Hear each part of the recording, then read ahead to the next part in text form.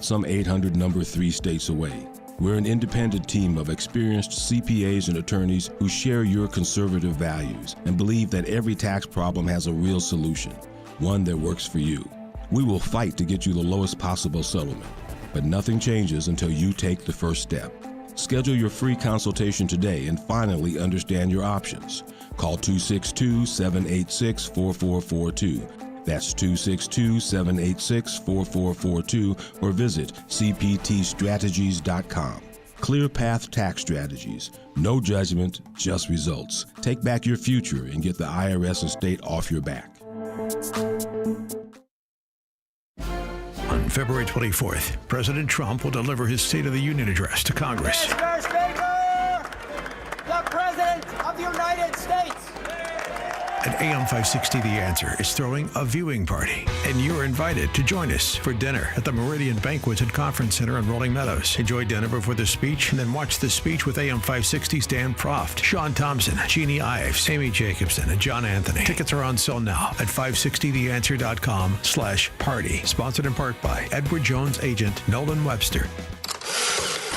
It's February 9th, and this is your Fox Daily Snapshot. Today is National Pizza Day, so get your za on and put your favorite toppings on your pie. Did you know over 3 billion pizzas are sold each year in the U.S., 4 billion if you include frozen pies. Also on this day, in 1895, the sport of mintonette was invented by William G. Morgan in Massachusetts. The game continues to be played around the world by its more common name, volleyball. The Beatles made their debut in The Ed Sullivan Show in 1964. It was viewed by nearly 74 million people. In 1971, pitcher Leroy Satchel Paige became the first Negro League player to be inducted into baseball's Hall of Fame. Born on this day, singer-songwriter Carole King in 1942. Actor Joe Pesci, born in 1943. Former Mets outfielder and leadoff hitter, the One Dog, Mookie Wilson, born in 1952. I'm CJ Papa. That's your Fox Daily Snapshot. John was an active man. He'd go for runs, walk the golf course, and always take the stairs instead of the elevator. But then bone-on-bone knee pain got in the way and affected his mobility. It became too painful to even go for walks. And when it seemed like John's only option was knee replacement surgery, a friend told him about the Joint Relief Institute and their affordable, non-surgical knee pain relief. John met with the Joint Relief Institute and discovered their lubricating gel treatment could rejuvenate his lost cartilage. Safe, effective, no surgery. Long story short, John is now back to being active without pain or medication. There is an alternative to knee replacement surgery. Stop living in pain. Call the Joint Relief Institute today, 708-315-6800, or visit jointreliefinstitute.com. Locations in Glenview, Oak Brook, and Orland Park. That's 708-315-6800. Medicare and most private insurance plans accepted. Reclaim your mobility with the Joint Relief Institute.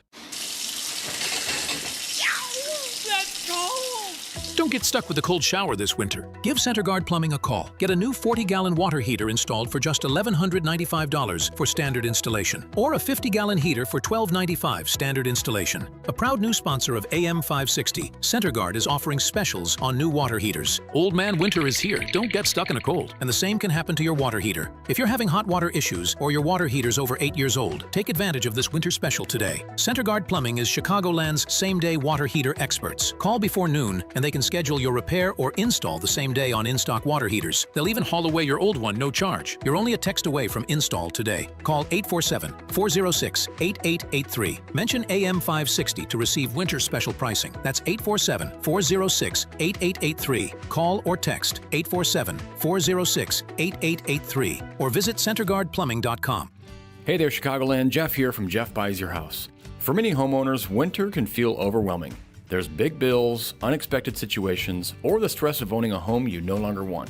But here's the good news. You don't need to wait for warmer weather to make a change. At Jeff Buys Your House, we make selling simple. Even in the heart of winter, you don't need to fix anything, do any cleaning, and you certainly don't need to worry about unpredictable buyers. We buy houses as is, and you choose the closing date that works best for you.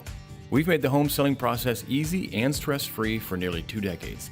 That's why homeowners trust us, and why we've earned over 400 Google reviews and an A+ rating with the Better Business Bureau. As a veteran-owned business, we handle everything with integrity and care. So if winter is weighing on you, we are here to help lighten the load. Call us at 630-895-9530. That's 630-895-9530 or jeffbuysyourhouse.com and get your offer today.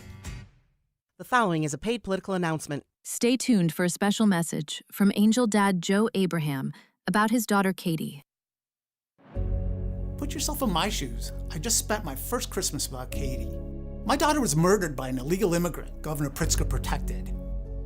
Imagine her final breaths, knowing that you would have given your life for hers, but you didn't have the chance. Put your child in Katie's shoes. Think of the unfulfilled dreams, the unrealized joys, and the permanent loss. I'm not a political guy, but when politicians unleash violent criminals, we all need to get involved. We can do better, and we must do better. Ted Dabrowski would have protected Katie, and he'll protect your children the way I wish someone had protected mine. I'm Ted Dabrowski, and I approve this message. Listen carefully. Silver prices have experienced a historic surge, breaking above the $100 per ounce threshold for the first time, and industry experts predict silver could climb even higher. It's not too late for you to benefit from the surge in silver. Call Advantage Gold at 800-900-8000 to get our free gold and silver investment guide. Plus, you'll also receive a free copy of economist Ken Rogoff's book, Our Dollar, Your Problem. Debt is rising, currencies are under pressure, and investors are looking for real assets, not paper promises. That's why so many Americans are turning to physical gold and silver with Advantage Gold. Historically, when silver starts moving, it can move fast and aggressively. This isn't about guessing tops or bottoms. It's about understanding risk and positioning before momentum accelerates. Call Advantage Gold now at 800-900-8000 and find out how you can get a tax and penalty-free rollover for a portion of your retirement funds for 2026. Results vary. Consult your financial advisor before investing. Call 800-900-8000. That's 800-900-8000. At Access One, we don't take chances with your technology, and we put $10,000 behind our assessment to prove it. Our mission is to strengthen your IT security and resilience, backed by over 30 years of experience, serving organizations across the Midwest. And here's the deal. If we can't find even one measurable way to improve your technology or security posture based on NIST or CIS security frameworks, we'll write you a check for $10,000. This free confidential risk assessment is available for businesses with 25 to 500 employees and is designed to validate your IT performance against recognized security regulations. No gimmicks, just a confident promise from a partner who knows technology. Ready to take the challenge? Visit accessoneInc.com/challenge or call 800-654-1555. Certain conditions apply. See details online. Hello, can I have your attention, please? My name is Hugh McKenzie, and I'm a devout listener of The Answer. They have partnered with Food for the Poor consistently for the last few years. In the past, I've always wanted to participate, but unfortunately never had the extra cash at the end of the year to do so. But last weekend, I received the mail, and there was a bonus check for $2,500 from Mack Truck for selling commercial vehicles. I decided that I was all in. As I mentioned, I sell commercial vehicles. Everything from Mack, Volvo, Hino, Isuzu, new and used. I've been selling for over 30 years in the Chicagoland market. Call me at 630-918-9534 or check me out on the web. Google my name, Hugh McKenzie, and Hugh is spelled H-U-G-H, McKenzie is spelled M-C-K-E-N-T-Y. All right, thank you very much for your time. To contact Hugh McKenzie, search Hugh McKenzie on LinkedIn or call 630-918-9534. That's 630-918-9534. Now, your official weather forecast. Today will be partly sunny with a high of 39. Tonight, expect partly cloudy skies with a low of 35. Tomorrow will bring times of clouds and sun with a high of 43. Wednesday will be partly sunny with a high of 37. Thursday is expected to be mainly cloudy with a high of 37. I'm meteorologist Jason Caterina on AM 560, The Answer. Get the latest weather, traffic, and news updates online at 560theanswer.com. Portions of the following show may be pre-recorded. Now, from the Signature Bank Studios, this is Chicago's Morning Answer with Dan Proft on AM 560. The Answer.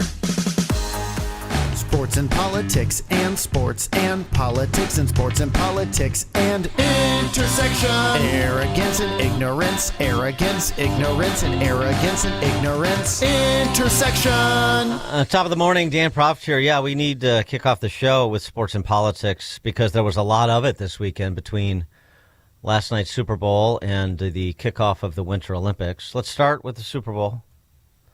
And, not much of a game, a little bit of excitement, a little bit in the fourth quarter, but Seattle defense dominant. Now the Bears need to know what they need to go through if they want to make a Super Bowl run next year.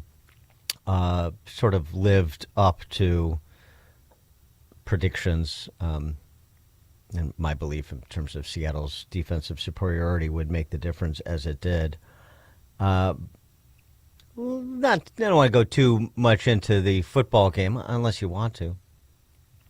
But, of course, the politics all surrounds the halftime shows competing between Bad Bunny and the Turning Point alternative, which I saw. I sort of flipped back and forth to catch a little bit of both. I saw was pretty well viewed on Turning Point's YouTube channel, so good for them for the alternative programming. And the ads. So let's start a little bit with the halftime show and Bad Bunny. I thought, Kid Rock, in advance of this weekend's Super Bowl, had a pretty good distillation of the two halftime shows, since this has been the center of the controversy, as you heard on the news at the top of the hour. Trump weighed in on it. We'll get to that in a second. But, first of all, just giving the basis for the alternative show, of which he was a part, hosted by Turning Point. We're just going to go play for our base, people who love America, love football, love Jesus, and it's pretty much that simple. And, of course, the media and the haters are going to try to detract from it. And I think I would like to get this point across once again when I say I think I speak for Turning Point and all the artists involved, that none of us are approaching this with any hate in our hearts at all. It's just a love for our base and love for music, our country, and everything else. Yeah, and love for Jesus on that side, love for Ricky Martin on the other side, and who's to say which is the greater love? The additional point he made I thought was a bit interesting, too. Not specifically reviewing Bad Bunny, but thinking about what choice the NFL could have made as the game took place in San Francisco. Man, if the NFL really were all about its stated goals and really, wanted to take care of their fan base, and it seems to me like, okay, why not do things that are really right from those cities, really celebrate the culture of any city they're in. And, there's a band that checks every single box from San Francisco by the name of Metallica. Also some great rappers from the Bay Area, E40, Too Short. I wish they would have done this in New Orleans with Lil Wayne. To localize it, the local, and not necessarily flavor, because, of course, those artists have, scaled to national and international stardom. Metallica would have been pretty cool. But that's not where Roger Goodell and the NFL sees its future. They see its future in the developing world. And you sort of saw that, this is not novel. They've been doing this for years. It's expanding, though. As the number of games overseas are expanding, they'll be an all-time high next year. The NFL, like the NBA, is sort of, America's great, but the future of our business and our brand is expanding it overseas, both in this hemisphere and in the Far East, particularly with the NBA. And so I suppose you could understand. You saw the one point during the show where they show watching parties in Germany and other places around the world, which is good too. I mean, I'd rather see countries in South America or Western Europe playing a real sport as opposed to that calisthenic they call soccer, or we call soccer accurately, not football. So there's that. So this is why you're not going to see Metallica. And like it or not, Bad Bunny was like the number one most streamed artist in the world. And I can see why you wouldn't like it. You had sort of a press one for English sort of moment with the halftime show that was that featured Bad Bunny and Ricky and Gaga and a lot of interesting set choices set in a sugarcane field, and the sort of the commentaries that mainly focus around Puerto Rico, the power grid problems in Puerto Rico, particularly after a hurricane. Some of the other, there was some subtle messaging there about Puerto Rican independence and slavery and indentured servitude surrounding the sugar industry. There was commentary, as you would expect, from somebody who said "Ice Out" when he accepted his Grammy Award the weekend before. But I wonder if you agree with Trump that the dancing was disgusting, especially for young children. Thankfully, no wardrobe malfunction, which I was concerned about. Did not wear a dress. That was nice of him, because, this is a guy, just to give you a sense of Bad Bunny, if you're not familiar with him. He said just a couple of years ago, at the end of the day, I don't know if in 20 years I will like a man. One never knows in life. But at the moment, I'm heterosexual and I like women. Sure, it can change on a dime. Sometimes he wears dress. Sometimes he wears sort of a pantsuit, as he did yesterday. You never know. It's everything is very whimsical in the world of Bad Bunny. Trump saying this: Super Bowl halftime show is absolutely terrible, one of the worst ever. All caps, exclamation point. Makes no sense. It's an affront to the greatness of America and doesn't represent our standards of success, creativity, or excellence. Nobody understands a word this guy is saying, and the dancing is disgusting, especially for young children that are watching from throughout the USA and all over the world. It's a slap in the face to our country, which is setting new standards and records every single day. And then, of course, he transitions to some chess beating. Apropos of nothing, including the best stock market and 401k in history. There's nothing inspirational about this mess of a halftime show, and watch it will get great reviews from the fake news media because they haven't got a clue of what is going on in the real world. And by the way, the NFL should immediately replace its ridiculous new kickoff rule. Boy, you combined a lot there. The Robin Williams stream of consciousness we get from the President of the United States sometimes. Anyway, on Bad Bunny, if indeed you indulged, and if you had a commercial or two that piqued your interest or sparked criticism, I got a couple. We'll get to that as well. 312-642-5600 to give us a call or text. Joe, Naperville. Yeah, I think everybody's missing the point. I think this was the less subtle play to make Puerto Rico the 51st state. Thanks for the call, Joe. Maybe if Luis Gutierrez, El Gallito, had been part of the halftime show, but he wasn't. No, the actual subtle messaging was about Puerto Rican independence, which, I don't, we trade. No, I won't get into land swaps, but yeah, that's a push by the left now, but he was digging a little bit deeper, and then he's got this song too about what happened in Hawaii. Don't let it happen to us, which is apparently about America's abuse of the indigenous Hawaiians when Hawaii became a state. So yeah, I think he's a little bit more of a separatist, or I think the message was a little bit more of separatism. But I'm sure he would fold into the Democrat Socialist Party with the idea of aiding and abetting their electoral prospects by making Puerto Rico a 51st state. So there's that.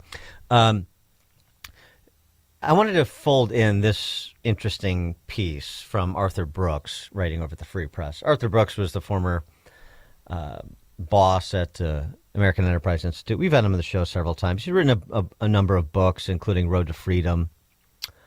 Interesting. He's a very sort of optimistic guy. He is not an apologist for American culture. I mean, he's a guy that talks a lot about, for example, the earned success versus learned helplessness. I mean, so he's very much aligned with the idea of people putting the work in to be self-sufficient and successful on their own terms, as he is. He had sort of an interesting life where he went from being a French horn player in I think the Barcelona Orchestra, to coming over here and being a policy guy. But he's very much, he's a little sort of gooey when it comes to the cultural fights before us, in my view. I like a lot of the silver lining that he puts forward, but I think he's a little bit Pollyannish about the disposition of the cultural left in this country and the fights before us. Anyway, his piece over at the Free Press, Bad Bunny's, can we all relax about Bad Bunny's Spanish halftime show? He focuses on the language rather than the lyrics, which is a whole nother area. Some of the lyrics to Bad Bunny's songs, woo, they would make Luther Campbell of Two Live Crew blush. But I'll get to that. His wife is from Catalonia. She's Spanish. My wife spoke very limited English at the time of the 1993 Super Bowl. When the Cowboys blew out the Bills. The poor hapless Bills. They had just moved from the United States to Spain, where she had lived her whole life, and he had spent 3 years as an expat, and he went to a Super Bowl party. So she speaks limited English at the time, and this is the setup for his larger point. She had no idea what the rules of American football were. To her, it looked like complete chaos. But she still talks about the Super Bowl as one of the happiest early memories of living in the country that now, as a naturalized citizen, she loves deeply. Fast forward to last night's Super Bowl. Like everything else in life these days, this has turned into a political controversy. Some conservatives have denounced his appearance as a politically motivated diversity stop because most American football fans don't speak Spanish. This is exactly the wrong interpretation of events. In fact, as my patriotic wife would argue, Bad Bunny's exclusively Spanish performance will be a purely and authentically American phenomenon and a testament to what most U.S. traditionalists should want, the undimmed power of American culture to bring people across ethnicities together through entertainment. At a time when activists on both sides would prefer we tear one another apart based on grievance and victimization, what could be truer to our national spirit than that? He goes on to add, there is a deeper question here. Can humans connect with each other across language barriers? And how do these barriers shape the perspectives and relationships that underlie our lives? Our native tongue has a powerful ability both to bond us and keep us separate. Humans are naturally clannish, possessing essentially the same brain we did in the late Pleistocene period when humanity largely subsisted in kinship groups of 30 to 50 members. Outside individuals were treated with suspicion or hostility as a threat. So he talks about this quote-unquote foreign languages anxiety, which entails feeling tension, apprehension, or nervousness when we're exposed to tongues we can't understand. I hypothesize that this is what's happening to some people when they hear the Super Bowl halftime show will be entirely in Spanish. They may interpret the performance as an act of hostility or contempt toward their clan or as evidence of a threat to their resources or culture. However, he disagrees, clearly. This is where this is going. Accepting that you can't understand everything can open up extraordinary paths to happiness. I know this as a social scientist, even though I know this from firsthand experience, how I met my wife. He talks about meeting his wife when he went to play his French horn in Barcelona. He goes on to say, if you're one of the monolingual Americans planning to tune in to the Super Bowl, I'm not expecting you to have the same reaction to Bad Bunny's music as I had to my wife. What I'm saying is that happiness can come from fighting the superficial instinct to turn away from those who don't speak the same tongue. Some will, no doubt, and this is where this is the point that I was going to raise, he addresses, some will no doubt object to other aspects of the Bad Bunny story. He has strong political views. Of course, we mentioned anti-ICE, ICE out. Some might also object to the moral content of his music, to say the least. Both criticisms are beside the point as far as his Spanish performance is concerned. Like any American, he has a right to his views and to express himself, whether others agree or not. Nobody's saying he doesn't. It's the choice of the halftime show. So it's as much a commentary in the NFL as it is on Bad Bunny, but okay. The point is that his selection as the Super Bowl halftime show is not, in fact, an attack on the English language. It's confirmation that the signals in our brains telling us to resent foreign languages are evolutionary obsolete maladaptations to modern life that will not advance our well-being.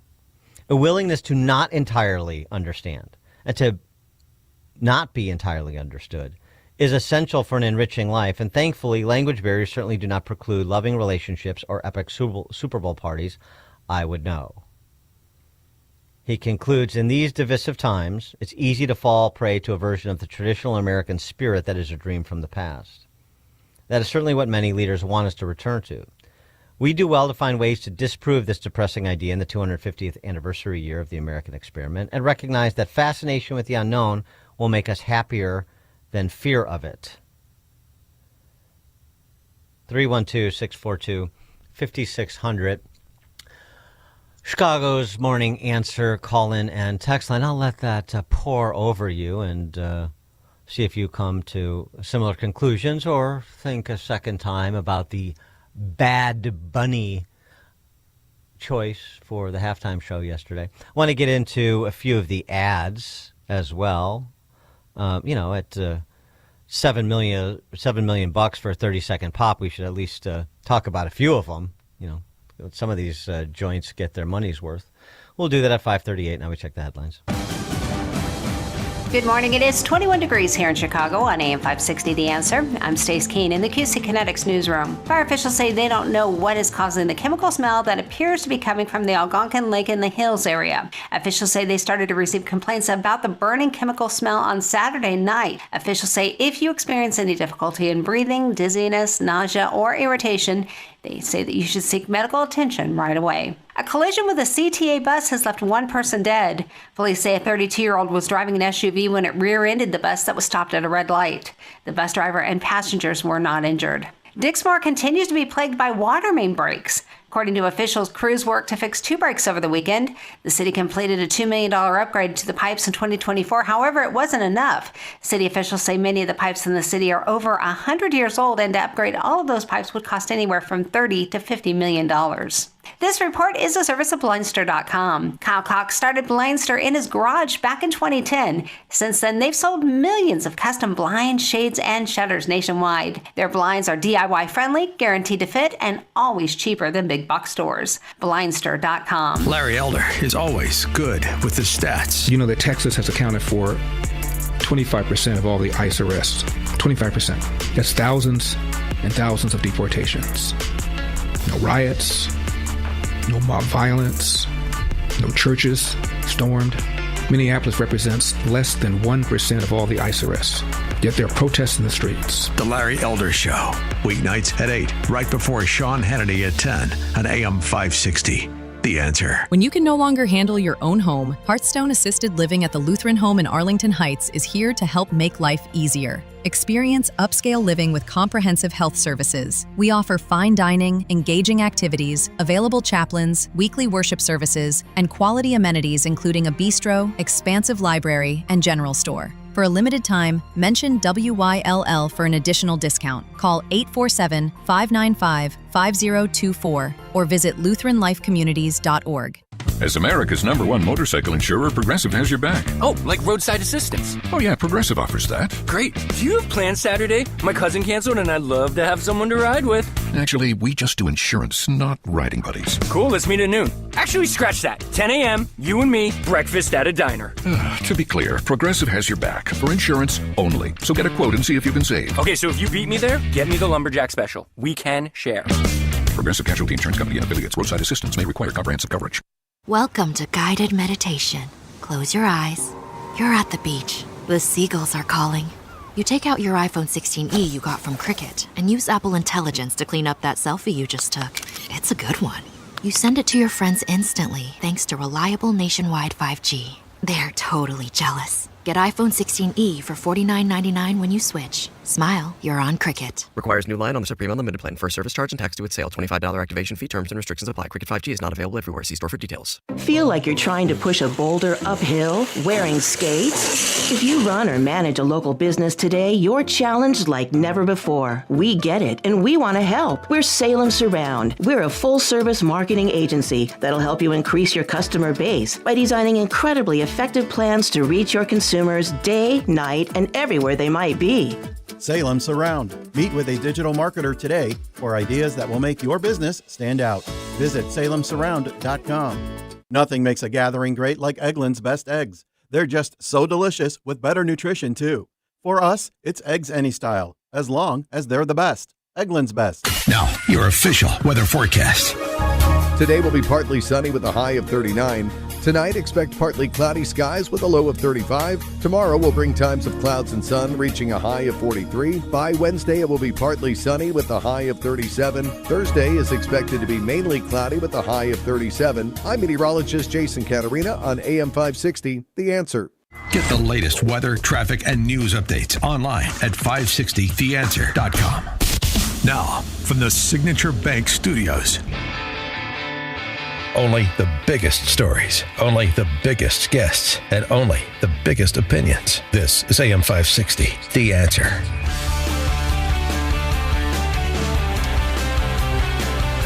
Top of the morning, Dan Proft here, and we're just talking about last night's big game and the controversial halftime show. The more controversial, the better it is for the NFL, I presume. And what your favorite Bad Bunny song was last night, even if you didn't press one for English. You didn't go and look up the lyrics to Titi Mi Pregunto. You know, the whole thing, we were talking about this Arthur Brooks piece about sort of just embracing things that we don't understand and not having particular suspicion to something presented in a foreign language in this context of this very American tradition of the Super Bowl celebrating its 60th anniversary. And as I said, I take some of the points that Brooks makes in his piece, but I think that he doesn't really appreciate what's afoot here. Number one, as I said, it's not so much about Bad Bunny, it's the NFL's choice of Bad Bunny, of the choices they could make. And then it's specifically about Bad Bunny in terms of some of the things that he has said politically, which again redounds back to the NFL's choice, as well as some of his lyrics to some of his songs. Interestingly, you know, his cross-dressing and those songs with particularly explicit lyrics and really lowbrow. You know, they got a good beat, I guess, and you can dance to it, and this is why he is the number one streamed artist in the world. But if you actually read the lyrics, you won't call to mind Shakespeare's sonnets. Let me just say that.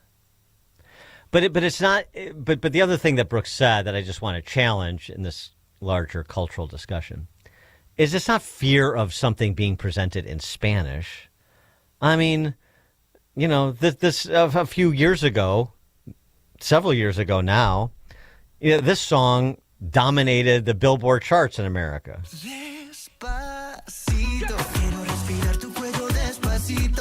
Remember? Oh, it's all right. You can dance.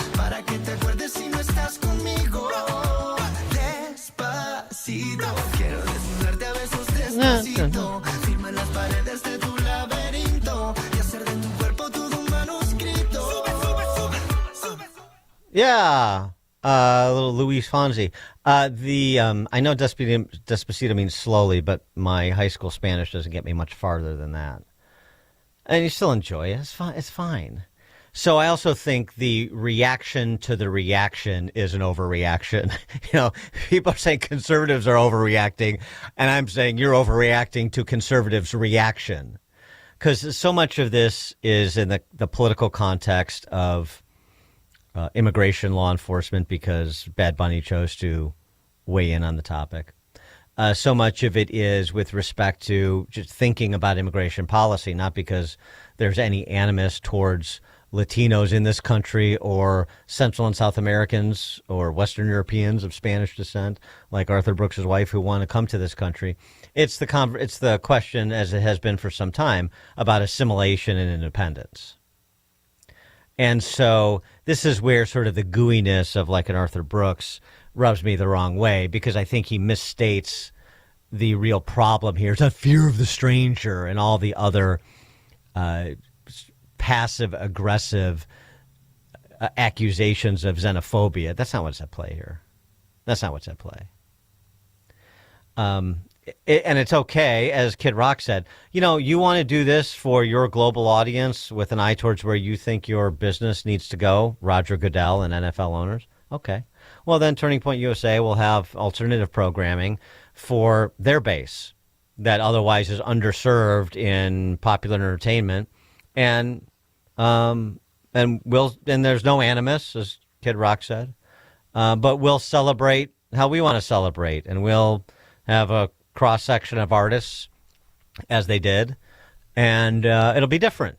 So it's so funny. If not everybody, the left, if you don't embrace Bad Bunny, then you're not embracing diversity. But if the attitude is, well, you do this, and here's my reaction to it, and I'm going to be over here watching that, well, that's diversity too. But no, you have to fold in. It's always the left displaying their true motivations and their hypocrisy, which is they preach diversity and they demand orthodoxy. Whereas, again, boycotting the NFL or any worse reaction than that is nowhere to be found. It's just a substantive criticism on the choice, the artist, and the politics.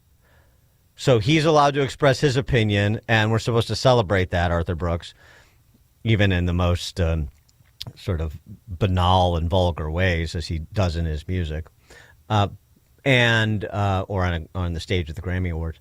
And if we express ours, then somehow we're the bad guy. I don't think so. No, I don't think so. Jim LaGrange on Chicago's Morning Answer. Dan, if we really wanted to bring everybody together, and especially with the Spanish culture situation, maybe we should have done a rendition of the Jets versus the Sharks from West Side Story. And at the end, everybody comes together and just hugs and loves each other, and there's some good music, Yeah, and we get to see Rita Moreno again. Yeah, thanks for the call, Jim. Yeah, exactly. Philip in Concordia, Missouri. Hello, Dan. Good morning. Morning. I follow the news as much as you do, and I think the Democrats need votes, and Hollywood is always there to help. Well, for sure. Thanks for the call, Philip. That's for sure. This is sort of a 21st century version of Rock the Vote, right? This is a way to do it. And it's also a way to continue to press your cultural advantage, to get suburban honkies to fold into Bad Bunny the way they folded into gangster rap and some of these other things. And then so to the extent you have artists that are clever enough to go beyond the music to the politics, and it's not limited to ethnic music. Taylor Swift does it. Hardly ethnic. So to the extent you have artists that are willing to leverage their cultural sway to advance a political flag, then yeah, this is a way for them to build that sway. No question. Now, the good news is that I think a wide swath of the electorate, with perhaps the exception of those skulls full of mush, to borrow a Rush Limbauhism, I think they sort of tune that out. It's like, I either like this artist or actor or whatever, their politics notwithstanding. I'm not looking to Robert De Niro to tell me or Bad Bunny to tell me who to vote for, even if I'm center left. If you're wildly left, then who cares? You're so lost. It doesn't matter for the conversation among adults. But I don't think there's many on the center left that say, "Just gosh, what would Lady Gaga want me to do on this?" That's not really happening. So I think their cultural importance should not be understated, and that matters because we're either advancing our civilization or degrading it. And I wouldn't put Bad Bunny in the category of advancing it. And I have all sorts of lyrics which I can read about every other word, and it's not just profane; it is graphically misogynistic, first of all, for all of these third and fourth wave feminists out there. And it is just gutter. It's really gutter. So the cultural impact they have should not be underestimated. the political impact they should have should not be overestimated because it's not significant. Bill in Northwest Side, on the Northwest Side. Hi, Dan. Here's something for Arthur Brooks to chew on. It's a freaking NFL Super Bowl halftime show, and we'd like to hear it in English. How about that? Is it so difficult? Well, yeah. Thanks for the call. I get it. And the press, I do point to sort of the introduction and the ubiquity of Press One for English as an inflection point in our culture, because that's a cultural signal, and it says you don't have to assimilate, you don't have to learn the language, which is a terrible message to send to new Americans. Now, the immigrants, as we all know, the immigrants of the 20th century, the early 20th century, all understood the path to success in America once you came through Ellis Island was to learn the language anywhere. I mean, Arthur Brooks talks about it in that same piece where he was working, where he got the gig playing his French horn in the Barcelona orchestra. And so he, set about to learn the language so he could get along there. And he did. So why would we not want that for those coming to this country? Number one, because it's in their best interests. Because you have these political separatists that understand it is divide and conquer. It is solidarity and marginality. And so they want to keep us separate. They come together. And they're separatists. At every turn, they're identitarian separatists, which is built into being an identitarian because you're separating and counting by non-behavioral identity characteristics. George in Naperville. Yes, Dan, instead of Spanish, I think we need more frontier gibberish. Maybe next year, George. Frontier gibberish. Let's see who could give us that. I'll have to think about that. I did want to get to a couple of the ads. I thought, just on the lighter side, one of the more clever ads was the Novartis ad for prostate screening that featured Bruce Arians, the former coach of the Bucks and the Cardinals, who had prostate cancer, and high-profile tight ends, current like George Kittle of the Niners, and past like Gronkowski and Tony Gonzalez. But I thought this was pretty clever.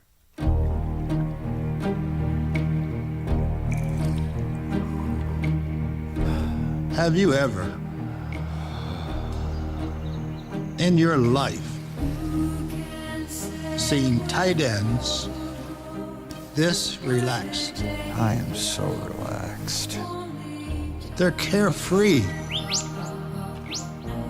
calm, serene. You know what these tight ends are so relaxed about? Prostate cancer screenings. They've learned there's a simple, finger-free blood test. Roughly 1 in 8 men would be diagnosed with prostate cancer, and I was one of them. I'm here today because I caught it early. Gronk, what'd I teach you? Relax your tight end. Prostate cancer screening starts with a simple blood test. Find out if a PSA blood test is right for you at Relax. It's a bloodtest.com. Let's do this. It was, I don't know if I needed to see men's backsides relaxing, but like I said, clever. Tony, Southside. Hey, yeah, that was a good one, Dan. Good morning. I always like when they hit like on the screen. Gronk says, "Ask your doctor if PSA is right for you." That was a good one. But my favorite, of course, is always Yes. Budweiser. Budweiser always hits the mark. That was a good one. I love Baby Eagle with the baby Clydesdale and how it progresses to where at the end it looks like the Clydesdale turned into like Pegasus coming over those logs. Outstanding. Yeah, that was cool. I like that too. Thanks for the call, Tony. Bud and Bud Light are in full reverse from the Dylan Mulvaney fiasco. That was on clear display between that patriotic ad for Bud and that wedding ad for Bud Light that featured Peyton Manning and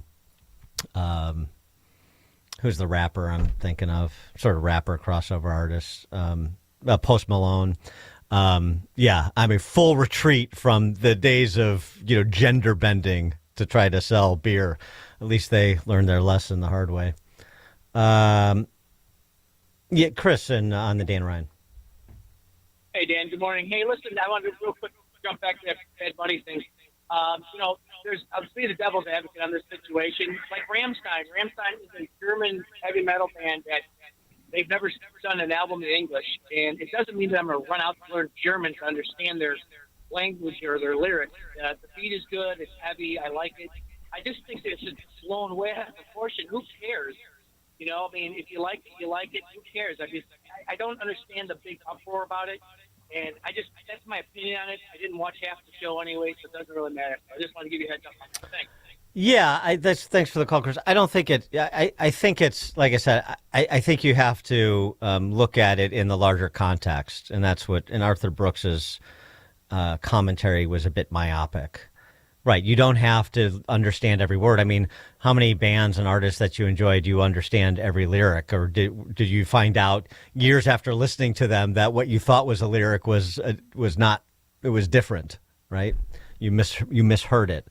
That's not that's not the point, but I'll tell you what. I mean, I got to tell you, some of these Bad Bunny lyrics. Oh my goodness. Well, I'll get to it in just a second here. Let me play one more ad that I liked too, and this was interesting. It was a interesting messaging choice that adoption is an option presented.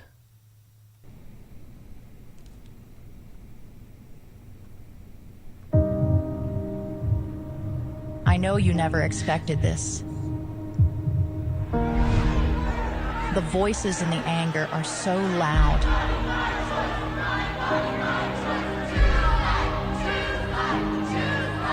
I know you envisioned things differently.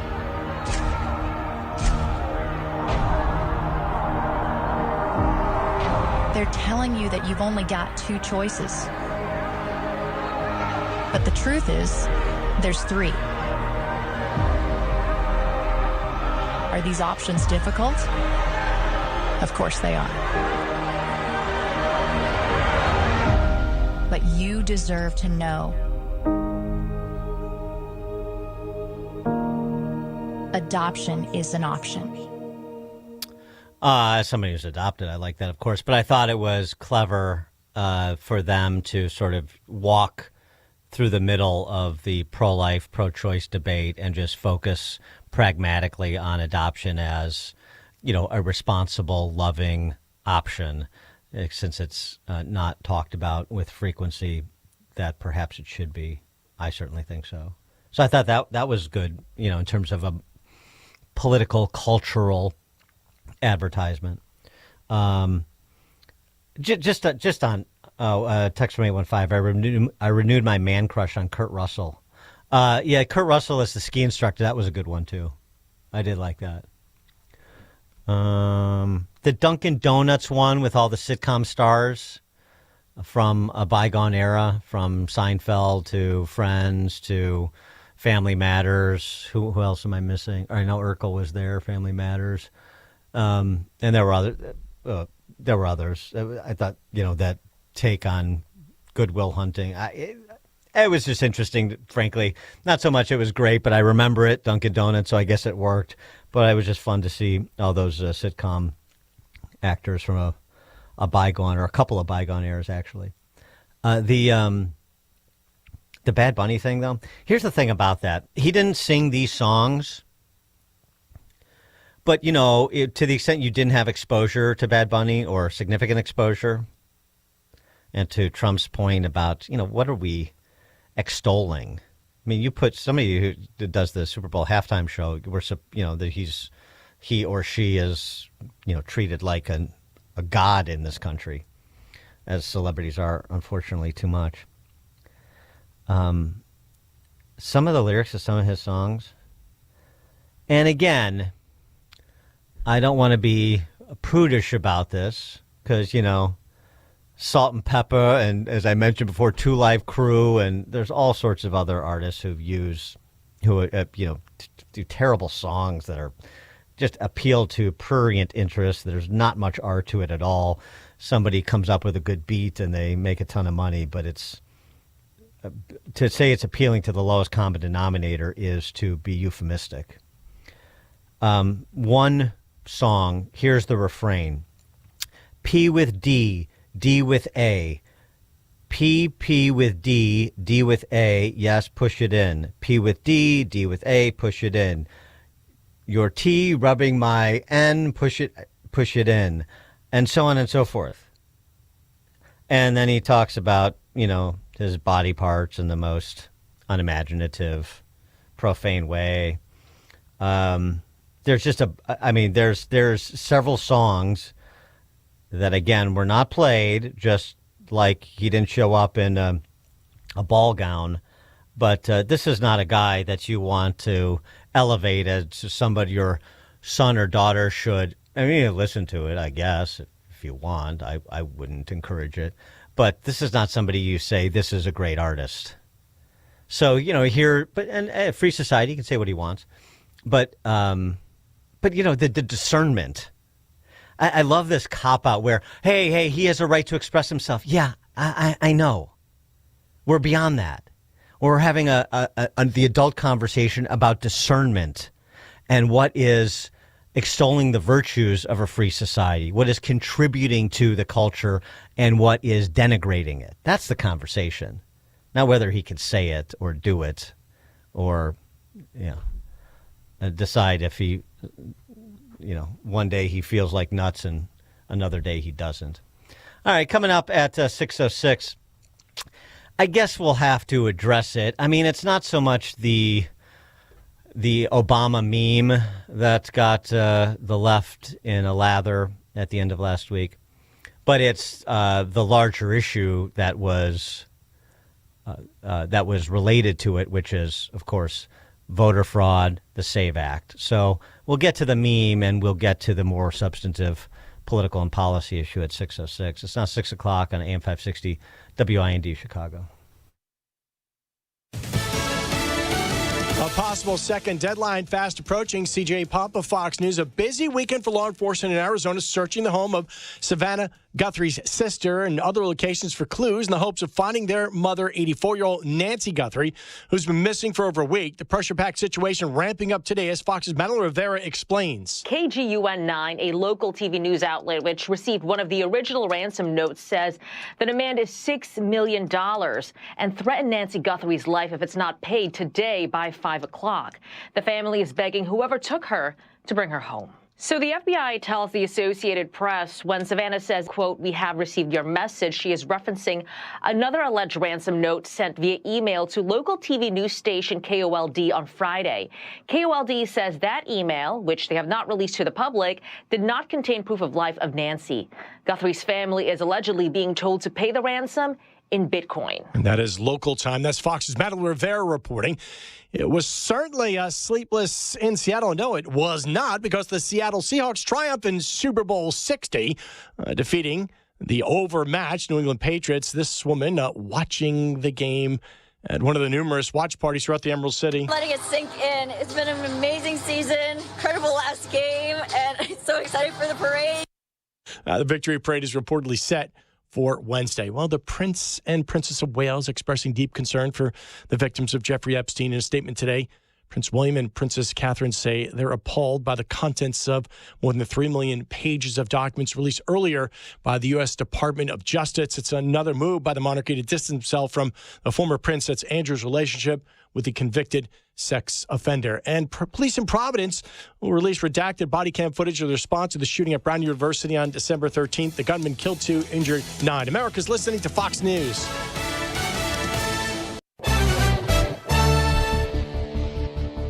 Good morning. It is 21 degrees here in Chicago on AM 560 The Answer. I'm Stace Keene in the QC Kinetics newsroom. A proposal aimed at giving local fire protection districts more oversight of open burning in unincorporated areas has sparked controversy at the Illinois Capitol, where Republican lawmakers warned that the bill is vague, punitive, and unfairly targets rural residents, while the Democratic sponsor says critics are mischaracterizing her intent. Katrina Barker has the story. House Bill 4459, sponsored by State Representative Amy Murray Briel, would let counties and townships in unincorporated areas adopt permit rules for certain open burns. Briel says the goal is to help fire districts track fires, cut unnecessary calls, and improve readiness during droughts. However, State Representative Brad Hellbrook said the bill, as written, raises serious concerns about increased fees and excessive penalties for rural residents. They draft these rather vague bills that are just loaded full of unintended consequences. A Chicago Transit Authority train passenger says she's been released from the hospital more than 2 months after a man with a long criminal history allegedly set her on fire. Bethany McGee was hospitalized on November 17th. She issued a statement thanking the burn unit at Stoker Hospital for their care and support. As of Friday afternoon, a GoFundMe to support her recovery has raised more than $512,000. And Dixmoor continues to be plagued by water main breaks. According to officials, crews worked to fix 2 breaks over the weekend. City completed a $2 million upgrade to the pipes back in 2024, but it wasn't enough. Officials say a lot of the pipes in the city are over 100 years old, and to upgrade all of them would be anywhere from $30 to $50 million. This report is a service of AlmostFreeTeeth.com. Think full mouth dental implants are too expensive? Think again, not at AlmostFreeTeeth.com. With medical insurance, you could save thousands and receive your finally affordable dream smile. Check if you qualify today at AlmostFreeTeeth.com. A check of the roads is coming up in 2 minutes on AM 560 The Answer. On February 24th, President Trump will deliver his State of the Union address to Congress. Mr. Speaker, the President of the United States. And AM 560 The Answer is throwing a viewing party, and you're invited to join us for dinner at the Meridian Banquet and Conference Center in Rolling Meadows. Enjoy dinner before the speech, and then watch the speech with AM 560's Dan Proft, Sean Thompson, Jeannie Ives, Amy Jacobson, and John Anthony. Tickets are on sale now at 560theanswer.com/party. Sponsored in part by Stephen A. Leahy with Opum Tax Advocates. At AlmostFreeTeeth.com, they're dedicated to making smiles great again. If you have medical PPO insurance, find out how you could save 90% off on average to get a beautiful dental implant-supported smile. Check if you qualify right now at AlmostFreeTeeth.com. I'm alpine skier Michaela Schifrin. I've won the most World Cup ski races in history. But what does success mean to me? Success means discipline. It's teamwork. It's the drive and passion inside of us, and it's why Stifel is one of the fastest-growing global wealth management firms in the country. If you're looking for success, surround yourself with the people who will get you there. If you're an advisor or investor, choose Stifel, where success meets success. Stifel Nicholas & Company Incorporated, member SIPC and NYSE. Past performance is no indication of future results. Investing involves risk. Consult a financial advisor before making any investment decisions. If you owe the IRS or state $10,000 or more, the stress can feel crushing. You may even worry about getting misled by big national tax companies that care more about quotas than people. That's exactly why ClearPath Tax Strategies exists. We're local, not some 800 number 3 states away. We're an independent team of experienced CPAs and attorneys who share your conservative values and believe that every tax problem has a real solution, one that works for you. We will fight to get you the lowest possible settlement, but nothing changes until you take the first step. Schedule your free consultation today and finally understand your options. Call 262-786-4442. That's 262-786-4442 or visit cptstrategies.com. ClearPath Tax Strategies. No judgment, just results. Take back your future and get the IRS and state off your back. Let me share Brian's story. He's in Alabama, and he wrote in, he said, Glenn, after taking Relief Factor for just 3 weeks, at least 90% of my pain is gone. My pain had started to limit me at work and at home, and I am amazed at the relief that I have gotten. Those are Brian's own words, and they speak volumes about what Relief Factor can do. And I've seen that kind of transformation in myself, and hearing Brian's experience reinforces why I take endorsing Relief Factor so seriously. Before I started taking Relief Factor myself, I was losing hope that I could ever have a normal life again. My hands were in so much pain. It's created by doctors, a 100% drug-free product using 4 key ingredients. It supports the body's natural inflammatory response. Hundreds of thousands of people have ordered Relief Factor, and like Brian and me, over 2/3 of these people go on to order more month after month. So don't wait. If you're dealing with pain, launch your 3-week quick start and see what Relief Factor can do for you. Call 800-4RELIEF or go to relieffactor.com. Don't wait anymore. Feel what it's like to be out of pain. 1-800-4RELIEF. Are you 65 or older and dealing with chronic knee or shoulder pain? You're not alone. At the Joint Relief Institute, we've helped thousands find real relief without surgery. Our non-surgical, FDA-approved treatment uses hyaluronic gel that acts like a cushion between the bones in your knee. As we age, the cushion naturally wears down, causing painful grinding and popping. But our gel restores that cushion, allowing your knee to move smoothly again. Ready to stop the pain and get back to doing what you love? Call the Joint Relief Institute at 708-315-6800. Again, that's 708-315-6800. JRI. Move better and live better with JRI. Contact the Joint Relief Institute today and get back to doing what you love. Call 708-315-6800 or visit jointreliefinstitute.com. Locations in Glenview, Oakbrook, and Orland Park. Call 708-315-6800. Medicare and most private insurance plans accepted. Reclaim your mobility with the Joint Relief Institute. Sign up for the AM 560 Answer Advantage to get early alerts on event ticket sales, special discounts, and contest opportunities. Sign up today at 560theanswer.com/advantage.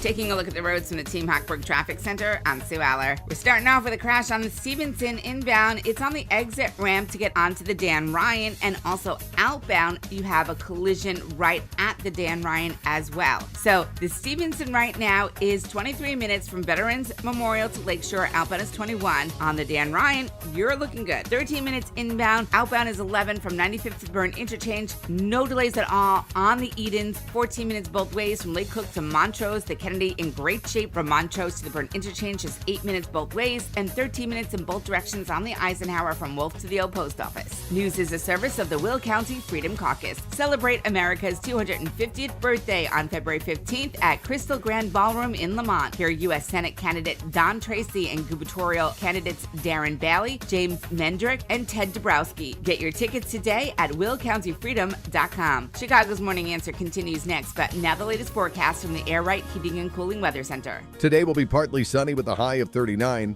Tonight, expect partly cloudy skies with a low of 35. Tomorrow will bring times of clouds and sun, reaching a high of 43. By Wednesday, it will be partly sunny with a high of 37. Thursday is expected to be mainly cloudy with a high of 37. I'm meteorologist Jason Caterina on AM 560, The Answer.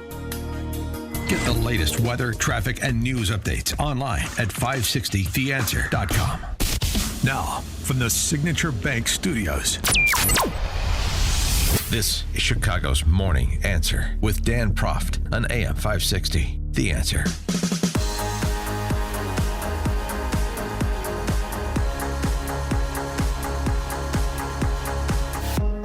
Top of the morning, Dan Proft here. And so this story broke after our show on Friday. This meme that Trump posted on Truth Social, or a staffer posted for him on his Truth Social account. I think that's more accurate. That was about voter fraud. And it was something from an outfit called PatriotNewsOutlet.com. It's a clip that basically goes through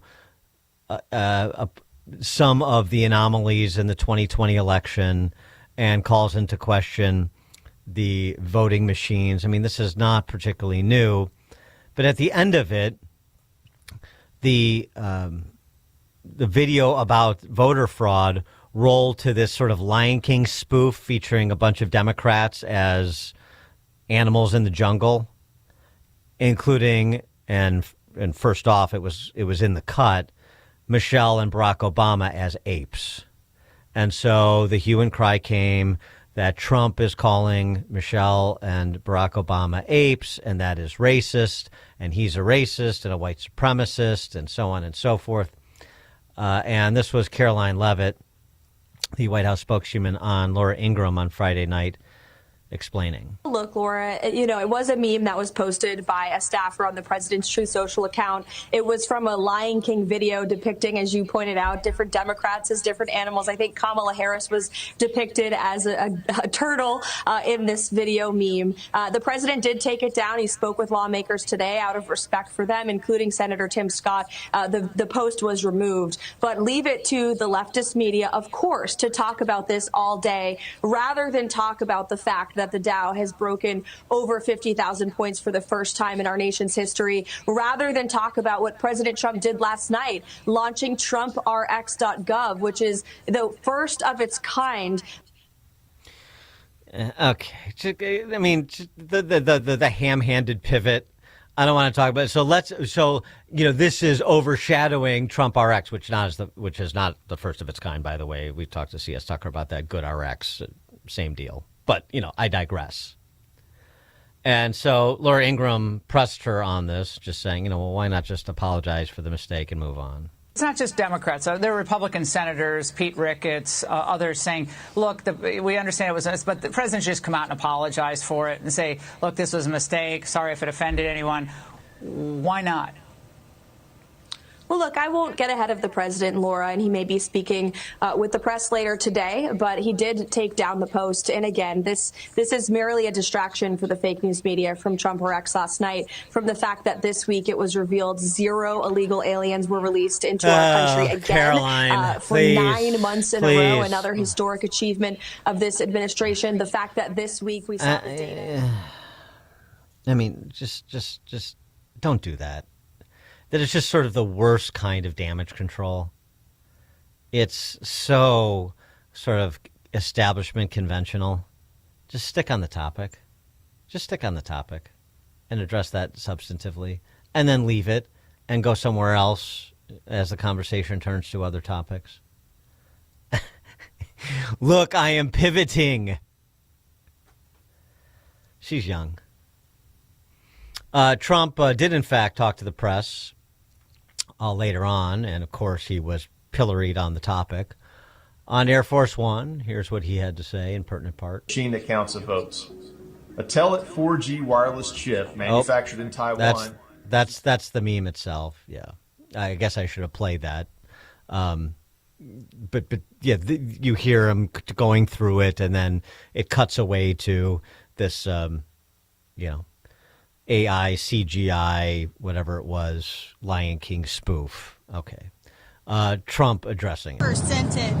Who sent it, and are you going to fire them? No, I looked at it. I saw it, and I just looked at the first part. It was about voter fraud in someplace, Georgia. There was a lot of voter fraud, 2020 voter fraud. And I didn't see the whole thing. I guess during the end of it, there was some kind of that people don't like. I wouldn't like it either, but I didn't see it. I looked at the first part, and it was really about voter fraud in and the machines, how crooked it is, how disgusting it is. Then I gave it to the people. Generally, they look at the whole thing, but I guess somebody didn't, and they posted, and we took it down, and we did it. But that was a voter fraud that nobody talks about. They don't like to talk about that post.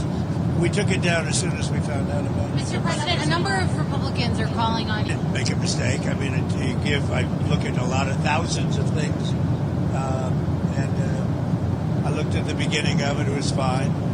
They had that one post, and I guess it was a takeoff. By the way, a lot of people covered. If you look at where it came from, I guess it was a takeoff on the Lion King. And certainly it was a very strong post in terms of voter fraud. Nobody knew that was at the end. If they would. And then went on, essentially to respond to criticisms that he's racist. Nothing new. He had this to say about his record. And great with the black voters have been great to me. I've been great to them. Black voters have been great to me. I've been great to them. And I am, by the way, the least racist president you've had in a long time, as far as I'm concerned. We have, I've had a great relation. Think of what I've done. Criminal justice reform. Nobody else could do it. Obama couldn't do it. Nobody could do it. Clinton couldn't do it. They actually went the other way. They went into a very bad thing for African American people, black people. They went to it. They did very bad things. I did very good things. But criminal justice reform, and then I funded the universities, which nobody else was willing to do. They were going every year. They'd come back to Washington and they'd be begging for money. The least racist president you've had in a long time. That's an odd. That's an odd way to say it. How about just? I'm not a racist. I don't have a racist bone in my body. You know, ever since I got into politics, I've been hit with this charge because I'm a Republican, because I don't believe in counting by race, DEI, because I'm not for open borders. I've been hit with this charge. And then you look at what I've done to actually improve opportunities for people across the board, including minorities, and you can go with historically black colleges and universities, the criminal justice reform piece, the pardons, Alice Johnson, and so forth, the alliances with conservative black leaders who date back to the civil rights era. You know, it's just so easy, but the imprecision with language strikes again. President, you frequently criticize Joe Biden for not knowing what is going on in his name. This racist video that was posted on your social media. I'm a hell of a lot better than you do. You don't know what's going on. I know what's going on. No, Joe Biden didn't have a clue, but we know everything. And when you look at what's happening with our economy, think of it, we're way years ahead of schedule. Yeah, right. And then the Caroline Leavitt ham-handed pivot. Yeah, that's the point. You do know what's going on, and he didn't. So you say you know what's going on, but text 24/7, I'm sorry is a phrase that has never crossed Donald Trump's lips, along with I was wrong. That's true. It's just he never will, and he never has, at least not in public life that I can recall.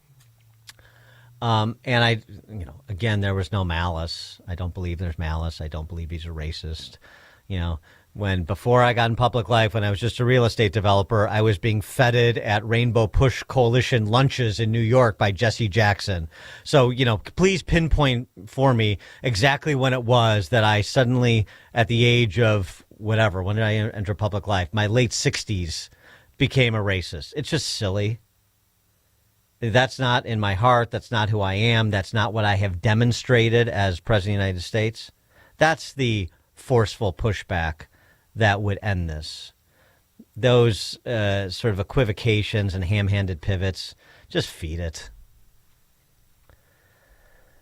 Oh, well, that's the way it is. That's the way it's going to be. Chris, Rogers Park. The problem I keep having with Trump is he's like a hammer with a nail. What he knows is provocations. Okay? When I saw that video, I was triggered. And I was triggered because I was like, what the hell are they doing? Mm-hmm. Like, it just makes no sense. Like, I thought they did it on purpose because he's saying Obama was monkeying around with the election. He believes that. No, it was incredibly stupid to put it out that way.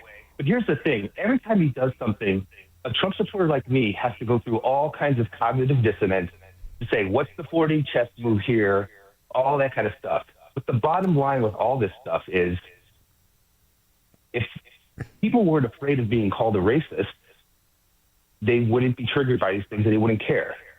If a black person, my wife is black, by the way, and this did not faze her at all. She didn't care. Mm-hmm. Because the insult doesn't hurt her because she doesn't believe it. Right. So this is a whole sticks and stones lesson. Our whole problem is everyone's afraid of being called a name because they're inferior or because they're morally inferior because they're afraid of being accused of racist. Just be a good person and none of this stuff is going to affect you. And Trump, it's great to be provocative when you're running, but when you're governing, you need the support of everybody. When you got the midterms coming up, you can't do something this stupid. Thanks for the call, Chris. And you know, if it was a staffer that posted it, you know, look, guys. I mean, the clip wasn't that long. You know, watch things to the end. Make sure there's not an auto roll to something else that's offensive. I mean, that's how the interweb works. But you would think that everybody understands that at this point and would do a little bit of double checking before you post things under the name of the president of the frickin' United States. So that's the thing. The other part I would add to what Chris said about that, the sticks and stones piece. The other thing is, of course, you have an entire industry that is organized around looking for opportunities to jackpot their neighbor. I'm talking about the DC Press Corps and the neo-Marxist revolutionaries. They are looking for opportunities to call you, the president, and all of his supporters racist, to do their performative offense. I'm hurt, I'm wounded, I'm saddened, it's white supremacy, we need to attack whiteness. This all helps to feed their ill-considered base. Ill-considered and well-financed base. Then they'll turn out into the streets for more of their antics, justify more political violence. I don't know, like an attempted assassination on the OMB director. Boy, you're really working your way down. Russ Vought. Public enemy of the left. When you're starting to go after the green eye shades guys, I mean, that just shows you what you're dealing with on the left. But it's completely an unforced error. And it's so easy to come back over the top on it. But not in the way that they did. It just has no currency. And it never has. He gets away with it because of the substantive things that he's done, because he takes up people's fights, because of what he said. I always go back to that. It turns out to be true, which is they're not coming after me. They're coming after you. I'm just standing in the way. So they got to take me out first. Yeah, that's what they've been doing for a decade. There's much truth to what he says, but there are a lot of self-inflicted wounds along the way, too, that, frankly, add as impediments to a wider distribution and acceptance of the truth. A text from 262, I'm not racist, I hate all Democrats equally. Well, there you go, there's enlightenment. Grant in Algonquin. Good morning, Dan. Man, I don't know what I'd do without your show. Thank you so much for being here. Anyway, Thank you. I feel like I've got egg on my face because for the last 10 years, when I talk to any of my black friends, my mom, a neighbor, whatever, and I tell them that Trump is great, he's got principles, and they're coming at me. He's a pedophile. He's a racist. And I heard the clip, and they're referring to way back when they didn't use the whole half-hour speech that he had, but. I'm trying to say that he's not racist, and then this comes out. And then we ask Caroline Levin, how did this happen? And this deflection. Tell me exactly how this happened, because I'm telling everybody that Trump's not a racist, and then this comes out. Yeah. How did this happen? Thanks for the call, Grant. Well, I mean, either it was him and he didn't watch to the end, or it was a staffer, they didn't watch to the end, and it, I'm sure it was a matter of being... failing to be detail-oriented. I mean, he's definitely not a detail-oriented guy. He's a big-picture guy, which is fine. It's a big-picture job being an executive. But, the people around you need to be detail-oriented to make sure something like that doesn't happen. It's definitely a cell phone. Bob, Buffalo Grove. Good morning, Dan. Always good talking to you. A couple of issues. I watched the video. I noticed that Trump is the Lion King. And then this has been going on for 10 years. Even more. I've seen videos of Trump being belittled, also Biden. Yeah. Why now? But why now? Because it got posted. I mean, do you think that video is helpful, Bob? No. Right. Thank you. End of story. Well, it's not helpful, so we don't want the president doing things that are unhelpful to him, do we? No. And if something happens under your name that is unhelpful, that was a mistake, then you own it. Provide the context. That it's true. As I said, there's no malevolence because he's not a racist. So why don't you just say it straight away? You just calm down. Calm down with your performative outrage. I know what you're doing. Here's who I've been my entire life. We've gone through this over and over again. My record is my record, and it is unmistakable. And, if I was advising I know what he's not going to do, so I wouldn't even bother trying to get, I made a mistake, or much less an apology. But you can still be direct in response without all of this, and we've got the Dow just went past 50,000. Yeah, we're not talking about that. Stick to the topic. Wrap it up. Come right at them, but in a substantive, intelligent way. Don't patronize people with these god-awful pivots. I mean, Katie Pavlich went on with Fredo Cuomo. She did a pretty good job, and sort of had Cuomo backing down. I don't know. Some of this stuff, it's just like I just don't think it's that complicated. But you have to speak like a human being. And Trump's calling card is his authenticity. But one of the underlying issues that has plagued him over the last decade is, he's authentic and he communicates the way he communicates, and that's how it's going to be. But his imprecision with language gets him in trouble. And then the horse is out of the barn, and we spend months, years trying to get it back in the barn. Think Charlottesville and the lies that were told there. It was not handled the best way. They should have immediately investigated it and realized that it was an automatic scroll into a video, which, as you did play, depicted a number of people and animals. Is it silly? Yes. But was it vindictive, and does it classify the president of the United States as a racist? No. And I think if you look at his policies, people in his cabinet, the people who visited the White House, including Nicki Minaj recently, to call him a racist or to imply that he is one based on that video is very disingenuous and lacking context. Well, too bad.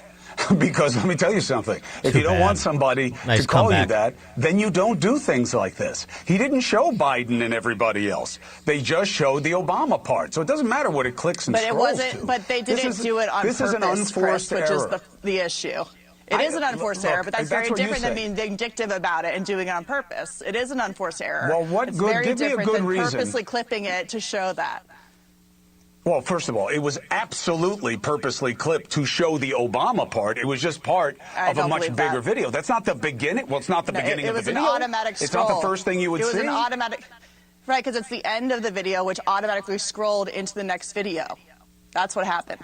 Oh, no, I know. I understand how buffering and queuing works. What I'm saying is somebody made a choice. It was a vindictive portrayal of the Obamas. You call it what you want. And what happened? And let me tell you something. If I do something like that, if I did that, first of all, I'd probably get fired. But if I did that, guess what people would call me? You should get fired anyway, just on the merits. But yeah, so Cuomo's trying to have it both ways. Oh, I know it was a scroll, but it was purposely clipped. Yeah, purposely clipped by somebody else, or maybe imprecisely clipped by somebody else. And Trump repurposed, or Trump staffer repurposed the video, and it still contained that clip because somebody didn't watch to the end or didn't have the good judgment to recognize that this is not what you want to present, because it sort of undermines the conversation that the clip was intended to spark, right? Which is about ballot integrity and fair elections. And now that gets subordinated to all of this business. Dan Proft, Chicago's Morning Answer. Hear about the big stories of the day, then talk about them right here on Chicago's Morning Answer on AM 560. The Answer. Mike Lindell has a passion to help people get the best sleep of their life. He started by creating the best pillow ever, and right now he is passing the best prices to you when you use promo code LIBERTY. They want to thank you for your continued support by passing on some Christmas specials to our listeners. Get wholesale pricing on the classic My Pillows for $17.98. Transform any mattress with a My Mattress topper and save up to $100. Get a set of Giza sheets for as low as $29.98 or the 6-pack towel set for only $39.98. To get the best specials ever, go to MyPillow.com and use promo code LIBERTY or call 800-489-0201 and use promo code LIBERTY. These offers won't last long, so call 800-489-0201 or go to MyPillow.com and use promo code LIBERTY. Rest easy remembering that MyPillow products come with a 10-year warranty. Call today, 800-489-0201, promo code LIBERTY.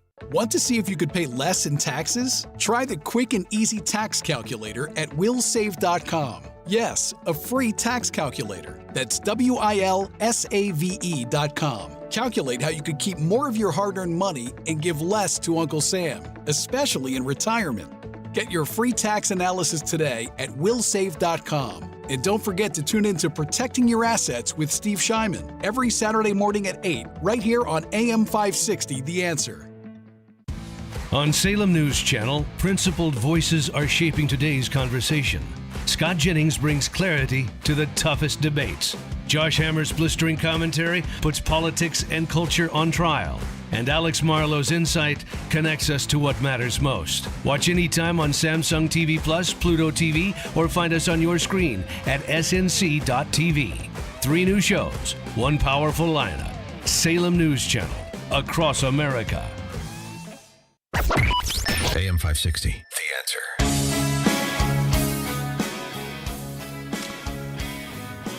All right, coming up at 6:36 in our latest installment of Why Dan Proft is Single, Crazy Heather and her awful friends at the Core Power Yoga in Minnesota. 6:36. Now we check the headlines.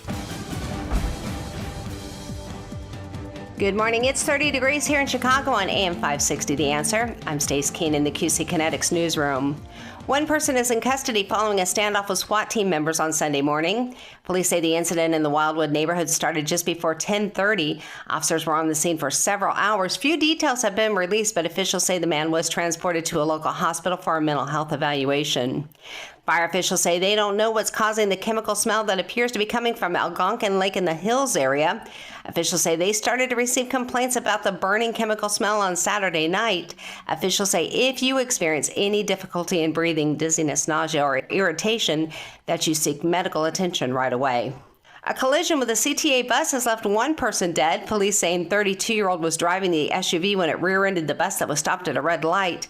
The bus driver and the passengers inside the bus were not injured. News is a service of the Chicago Wolves. Chicago Wolves hockey returns to the Allstate Arena on Saturday, February 14th with the Wolves' annual Faith and Fellowship Night and Teddy Bear Toss.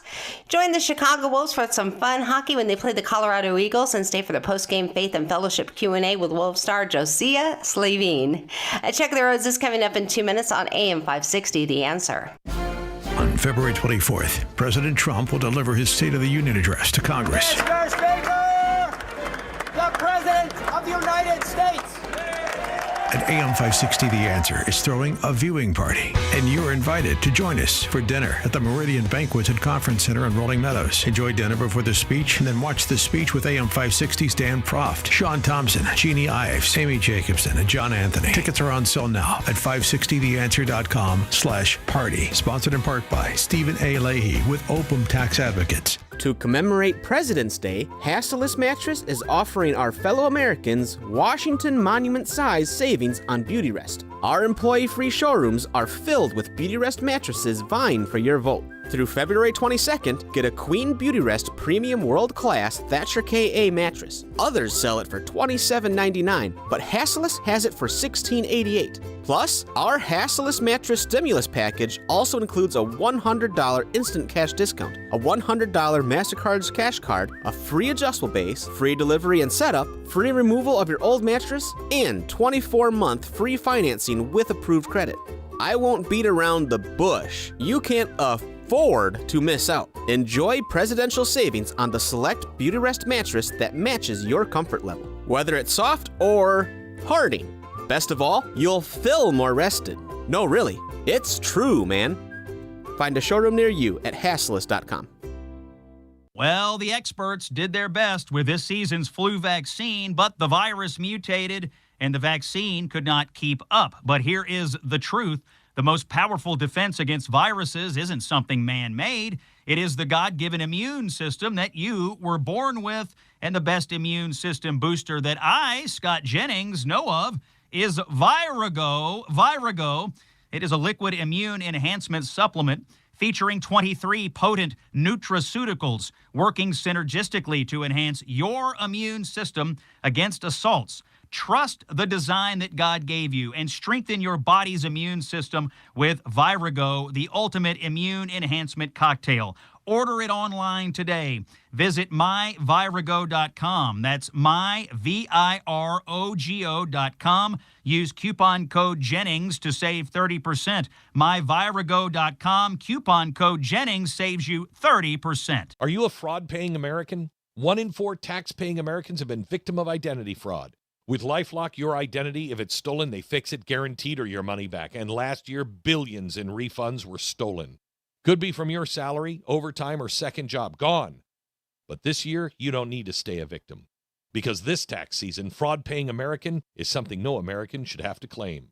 Save up to 40% off your first year with the promo code BECK. Visit LifeLock.com. Terms do apply.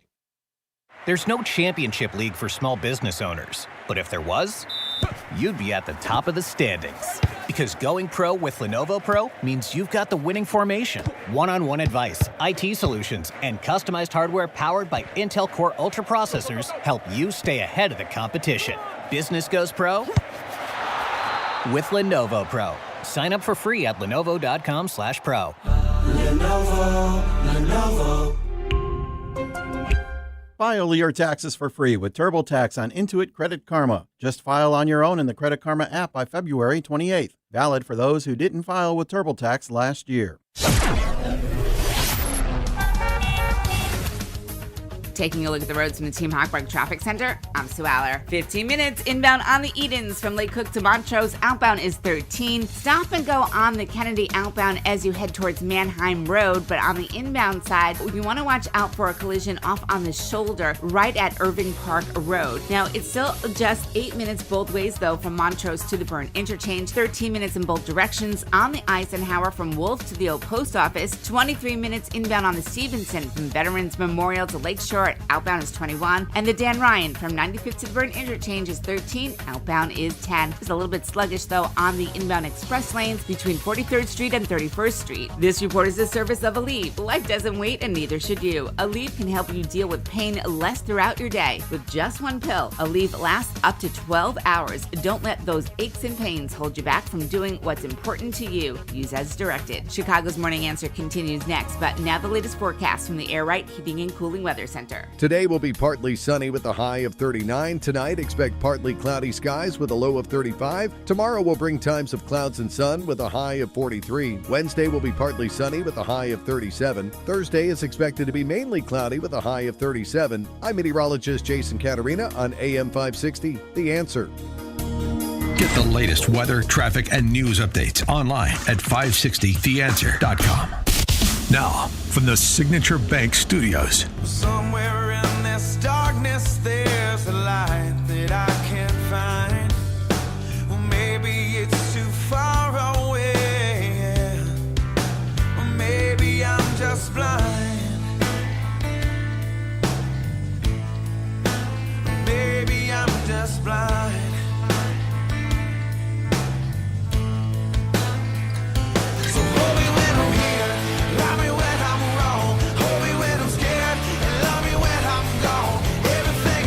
Top of the morning, Dan Proft here. This is who we should be talking about today, not Bad Bunny, to be honest with you.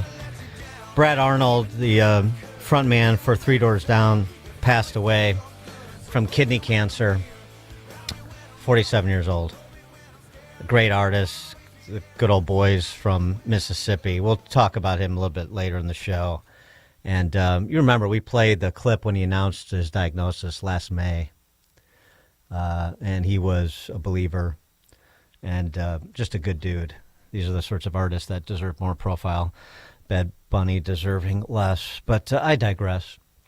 We were talking about the meme controversy, and as I said at the close of the last segment, obfuscates from the underlying issue, which is election integrity, which is front and center right now as the press is on to pass the SAVE Act in the Senate and to eliminate the zombie filibuster in furtherance of passing it out of the Senate and to the president's desk so that we have things like voter ID. And very much like on immigration, the left is just a mess on this issue, right?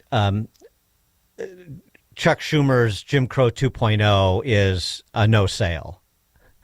I mean, John Fetterman, the Democrat from Pennsylvania. And now me as a Democrat, I do not believe that it's unreasonable or to show ID just to vote.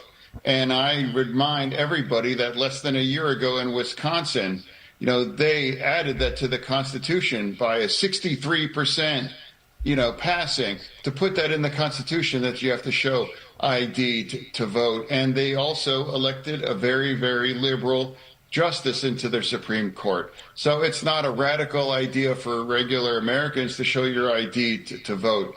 And it's absolutely, those things are not Jim Crow or anything. Yeah, exactly. Dana Bash tried to pin the minority leader in the House, the ill-equipped Hakeem Jeffries, down on this issue.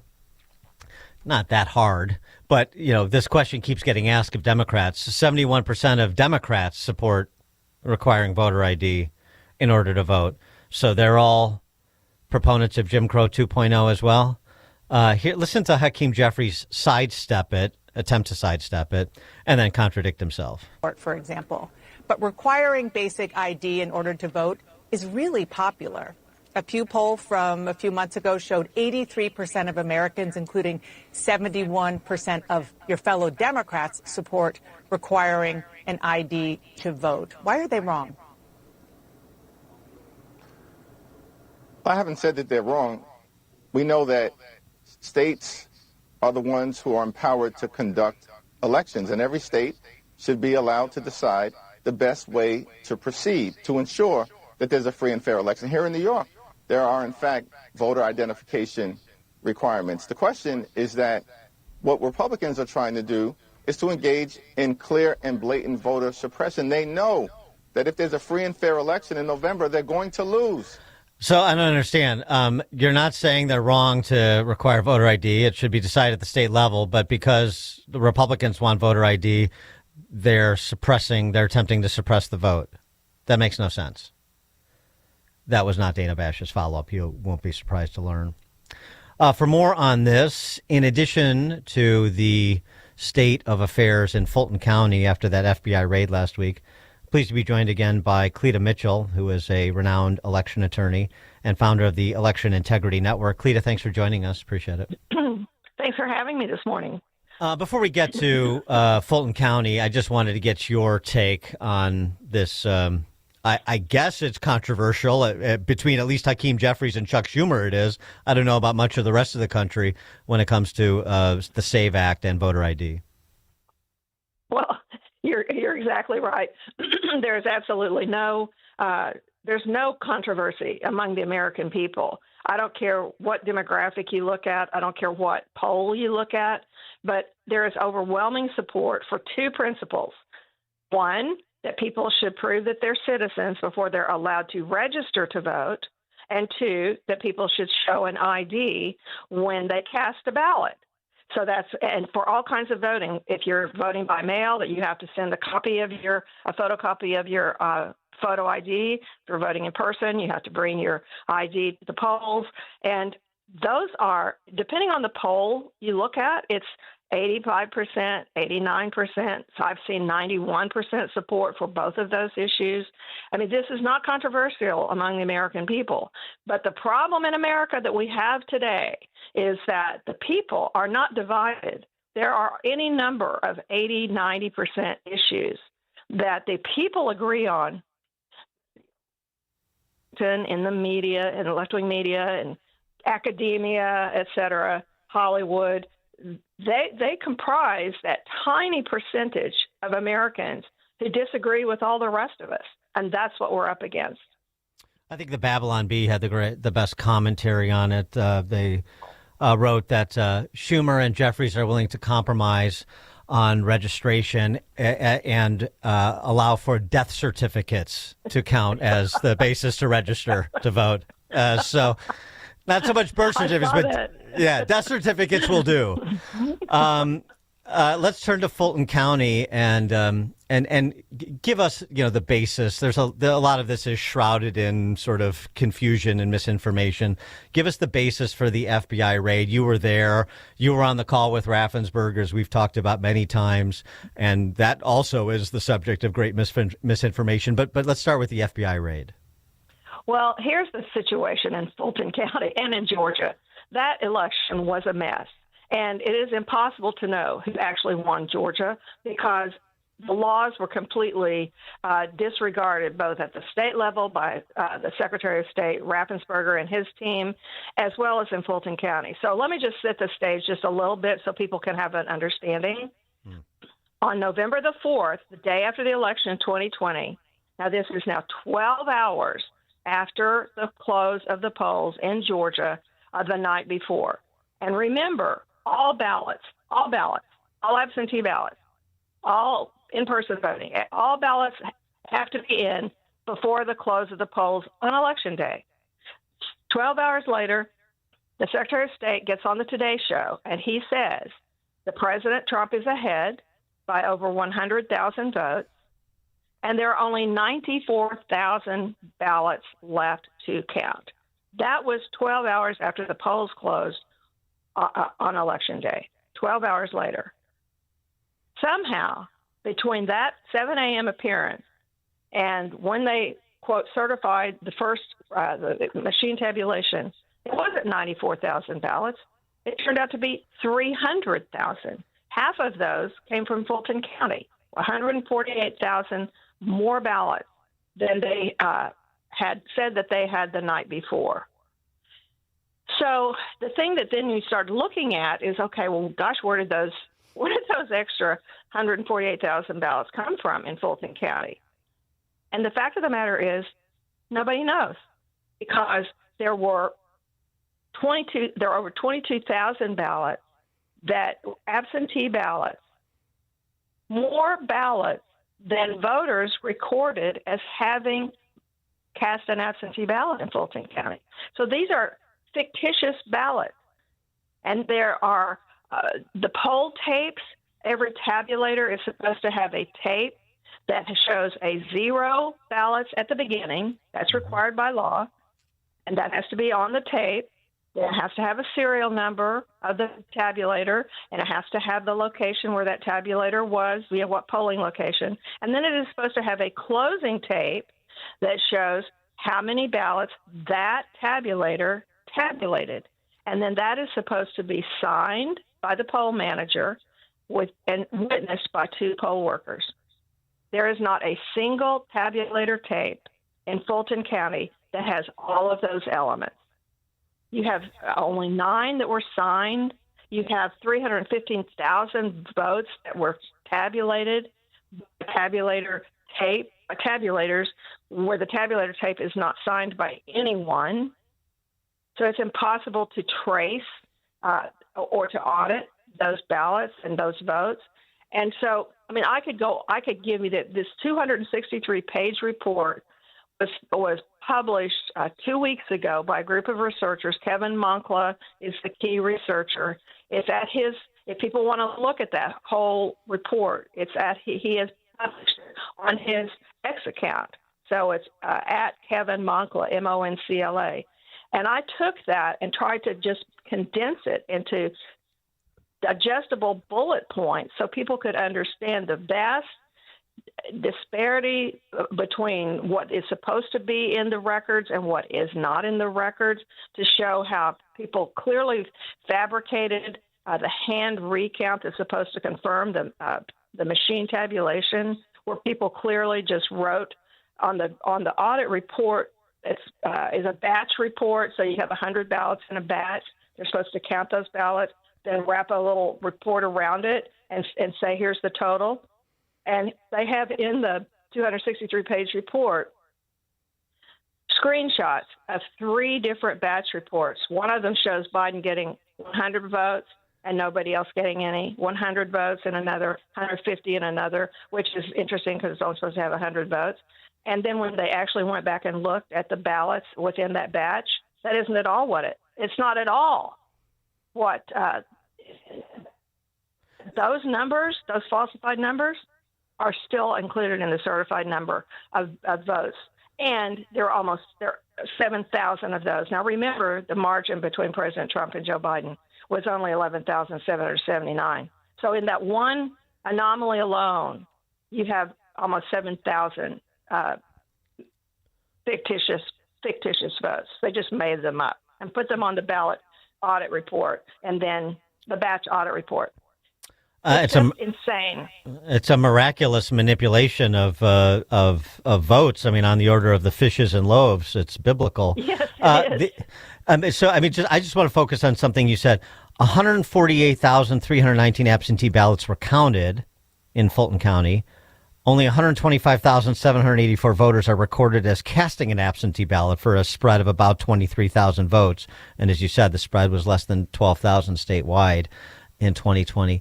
Does Raffensperger or any Fulton County officials, I mean, I see the one Fulton County board member all over all the left-wing cable shows, decrying Trump and so on and so forth. But I never hear Raffensperger or any Fulton County official getting into the specifics of explaining these disparities that you're highlighting. They never do. They never have. And in fact, that was the big argument that we're having with Raffensperger, which was the reason that President Trump wanted to have do a phone call with him.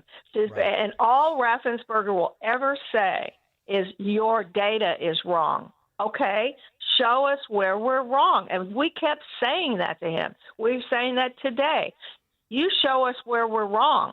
These people the people who published this report that I'm talking about, Kevin Moncla and that group of volunteers, they have filed over a dozen complaints with the state election board since 2020, detailing each of these different issues over and over.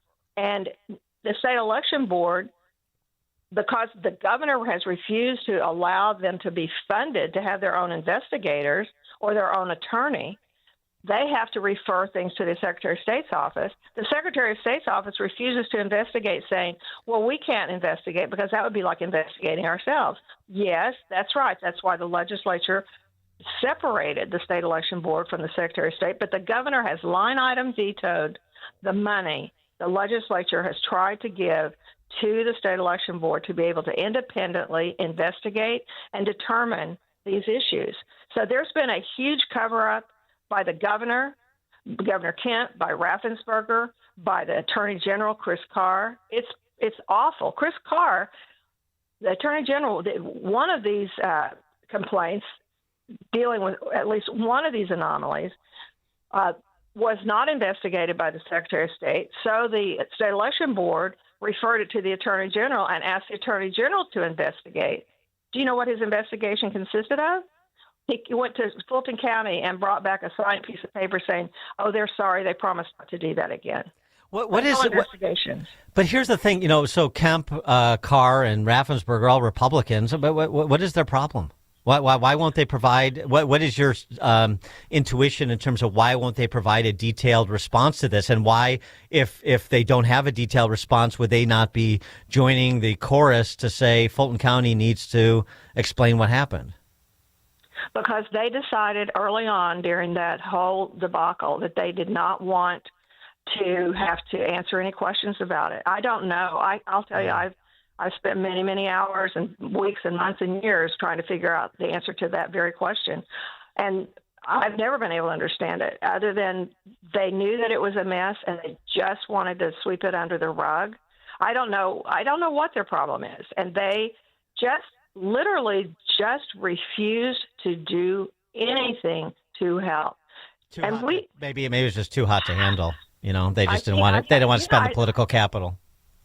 And I don't understand that because honestly, I think that it's harmed all three of them in terms of their future political futures. Yeah. You know, Chris Carr and Ravensburger are both running for governor. Brian Kemp thinks he's going to be president. I've got news for him. Mm-hmm.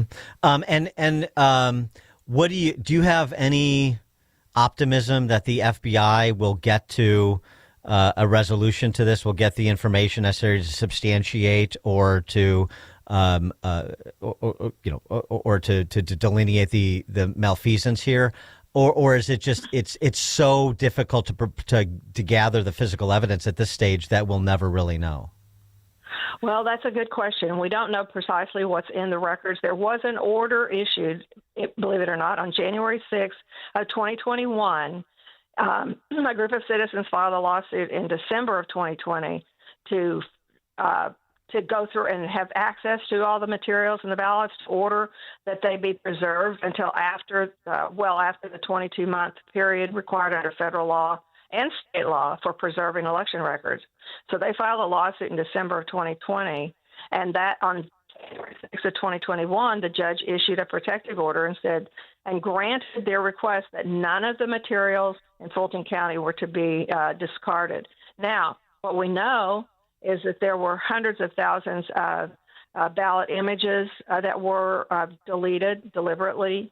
There were, I'm not a techie, but there's a certain thing called a SHA file, which is like a fingerprint that is a unique identifier for each ballot. There are hundreds of thousands of those that are missing from the absentee ballots. So that is what authenticates that scanned and give and assign this unique identifier, this SHA image. Those are missing. I think there are nearly 400,000 of those that are missing from Fulton County. We hope that the ballot envelopes, the absentee ballot envelopes, we hope that those are in the records that are preserved. We don't know that, but they're supposed to have been retained.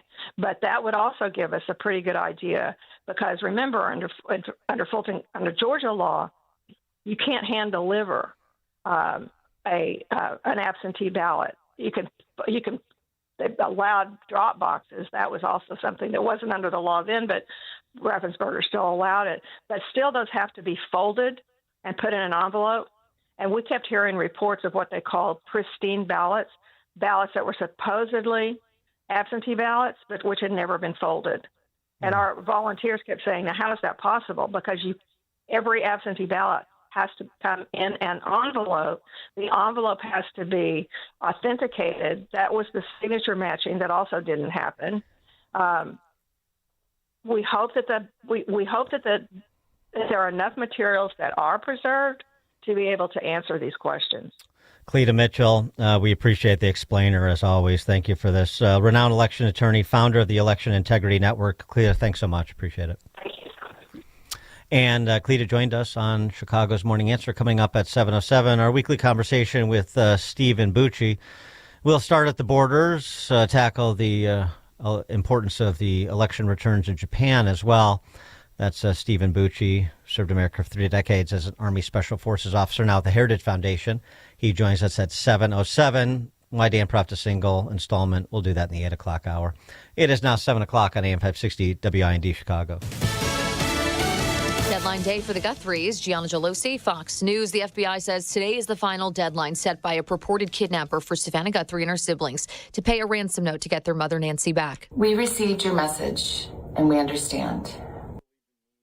Law enforcement officials in the meantime continue to look for evidence and clues, searching her property extensively once again over the weekend. Not a lot of activity at Nancy Guthrie's house in Tucson. Investigators back on the property looking at some sort of drain outlet. They were putting some long device down into the drain. We don't know, obviously, whether they were looking for a particular item or whether they were taking samples. We saw a couple of law enforcement agents at the Pima County Sheriff's Department walking in with what appeared to us to be some sort of blueprint or map. They spent about 30 minutes inside. Then they came back out, drove off somewhere. Well, we've now seen stills of what looked like a very similar map or blueprint hanging from one of the evidence collection vehicles at the command center.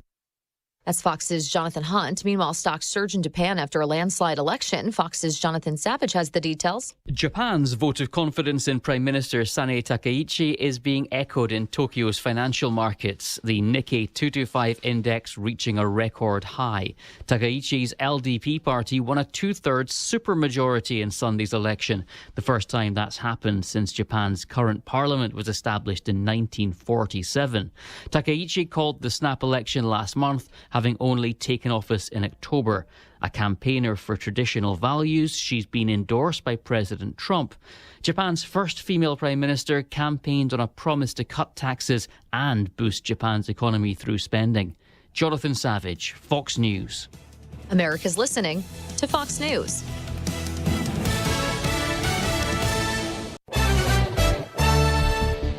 Good morning. It is 23 degrees here in Chicago on AM 560 The Answer. I'm Stace Keene in the QC Kinetics newsroom. Gas prices have dropped across the country in recent months, but the Illinois Fuel and Retail Association is warning that higher prices may be on the way to the land of Lincoln. Jim Talamonte reports. Illinois and 5 other Midwestern states opted out of a federal waiver regarding the weight of E10 gasoline, hoping the federal government would require year-round sales of E15. Illinois Fuel and Retail Association CEO Nate Harris said Illinois is stuck in the middle of a fight between the refining and ethanol industries. If current regulations go into effect in the summer, we're likely to see 25 to 30 cent per gallon price increases. Harris says if prices go up and volume goes down, tax revenues will also decrease. The man suspected in the shooting death of a Joliet woman and her 4-year-old son is in jail following his release from the hospital. Officials say 29-year-old Joseph D. Johnson is facing 6 counts of first-degree murder in connection with last month's shooting of 36-year-old Jocelyn Diaz-Garcia and her young son. Johnson had been receiving care for a self-inflicted gunshot wound prior to being transferred to the Will County Jail on Sunday morning. A Chicago Transit Authority train passenger says she's been released from the hospital more than 2 months after a man with a long criminal history allegedly set her on fire. Bethany McGee was hospitalized on November 17th. She issued a statement thanking the burn unit at Stoger Hospital for their care and support. As of Friday afternoon, a GoFundMe effort to support her recovery has raised more than $500,000. This report is a service of Goldilocks, offering Chicagoland state-of-the-art smart security systems to protect your home or business. AM 560 listeners receive 3 months of monitoring free with new installs. Get peace of mind by calling Goldilocks at 708-889-5600. Again, that's 708-889-5600. A check of the roads is coming up in 2 minutes on AM 560 The Answer. Scott Jennings sees a simple solution. If you want federal forces reduced in Minnesota, reduced in Minneapolis, it's very simple. Cooperation in the city and county jails is all that's required. That's all that has ever been required. The federal government has been begging for months. The Scott Jennings Show. Weekdays at noon, right before Hugh Hewitt at 2 on AM 560. The Answer. Stay together, please. Who are these people, Ben? This is my tour group. Everyone, this is Nicole. Why are you giving tours? I was inspired by the Whitley dining room table. Are you talking about the Whitley? And this is Arvin. Yes, I was just explaining that the Whitley dining room table reminds me of something you'd see in a museum. The exquisite solid wood. The beautiful finish. The unique design. Absolutely stunning. Exactly. So I put some velvet ropes around it and started giving tours to see it. But anyone can come see the Whitley table at any time. Shh! These people paid $29.95 to go on this tour. Okay, folks, let's keep it moving. Next stop, the break room.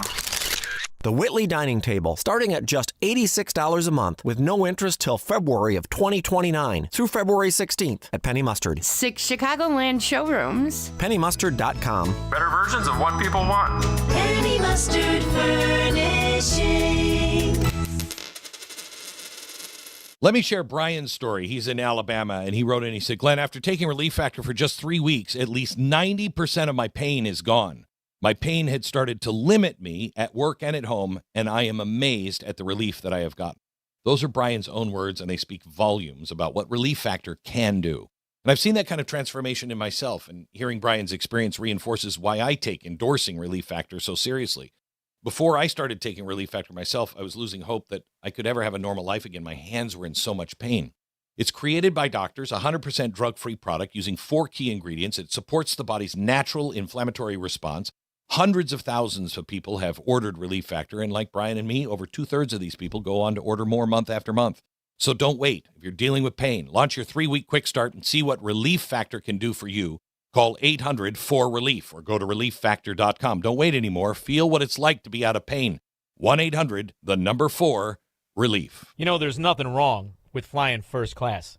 Of course, everybody's got that cheapskate uncle that always says the back of the plane lands at the same time as the front of the plane.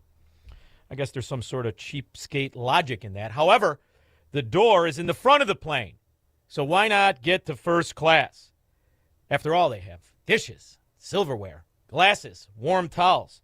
And if you want to sit at first class, or you aspire to, all you need is a little planning from Alpha Wealth Group. Their goal is to help maximize your income in retirement. Since you can't take it with you, there's no point in squandering your time. After all, the warm towels make the ride fun. Call Tom Fortino and Alpha Wealth Group for their complimentary roadmap to retirement, so you can take a first-class flight and not worry about the cost. Call 630-864-6711. That number again, 630-864-6711. 630-864-6711 or online at alphawealthgroup.com. Taking a look at the roads from the Team Hochberg Traffic Center, I'm Sue Aller. Looks like we got a crash on the outbound Edens at Dundee Road, so that will slow you down just a bit. Still just 15 minutes in both directions, though, from Montrose to Lake Cook. Now, the Kennedy outbound is stop and go as you head towards Manheim Road, but still in decent shape both ways between Montrose and the Byrne Interchange. 11 minutes in, outbound is 9. The Eisenhower, that is 24 minutes inbound from Wolf to the Old Post Office. Outbound is 17. 34 in on the Stevenson from Veterans Memorial to Lakeshore, outbound 23. The Dan Ryan from 95th to the Byrne Interchange, 19 minutes, outbound is 12. A little bit slow on the express lanes, inbound between 47th Street and 31st Street. News is a service of the Will County Freedom Caucus. Celebrate America's 250th birthday on February 15th at Crystal Grand Ballroom in Lamont. Her U.S. Senate candidate Don Tracy and gubernatorial candidates Darren Bailey, James Mendrick, and Ted Dabrowski. Get your tickets today at willcountyfreedom.com. Chicago's Morning Answer continues next, but now the latest forecast from the Air Right Heating and Cooling Weather Center. Today will be partly sunny with a high of 39. Tonight, expect partly cloudy skies with a low of 35. Tomorrow will bring times of clouds and sun with a high of 43. Wednesday will be partly sunny with a high of 37. Thursday is expected to be mainly cloudy with a high of 37. I'm meteorologist Jason Caterina on AM 560, The Answer. Get the latest weather, traffic, and news updates online at 560theanswer.com. This hourly segment is brought to you by Forever Remodeling. Stress-free and high-quality remodeling. View their stunning transformations online at the number 4everremodeling.com. Now, from the Signature Bank Studios, this is Chicago's Morning Answer with Dan Proft on AM 560. The Answer.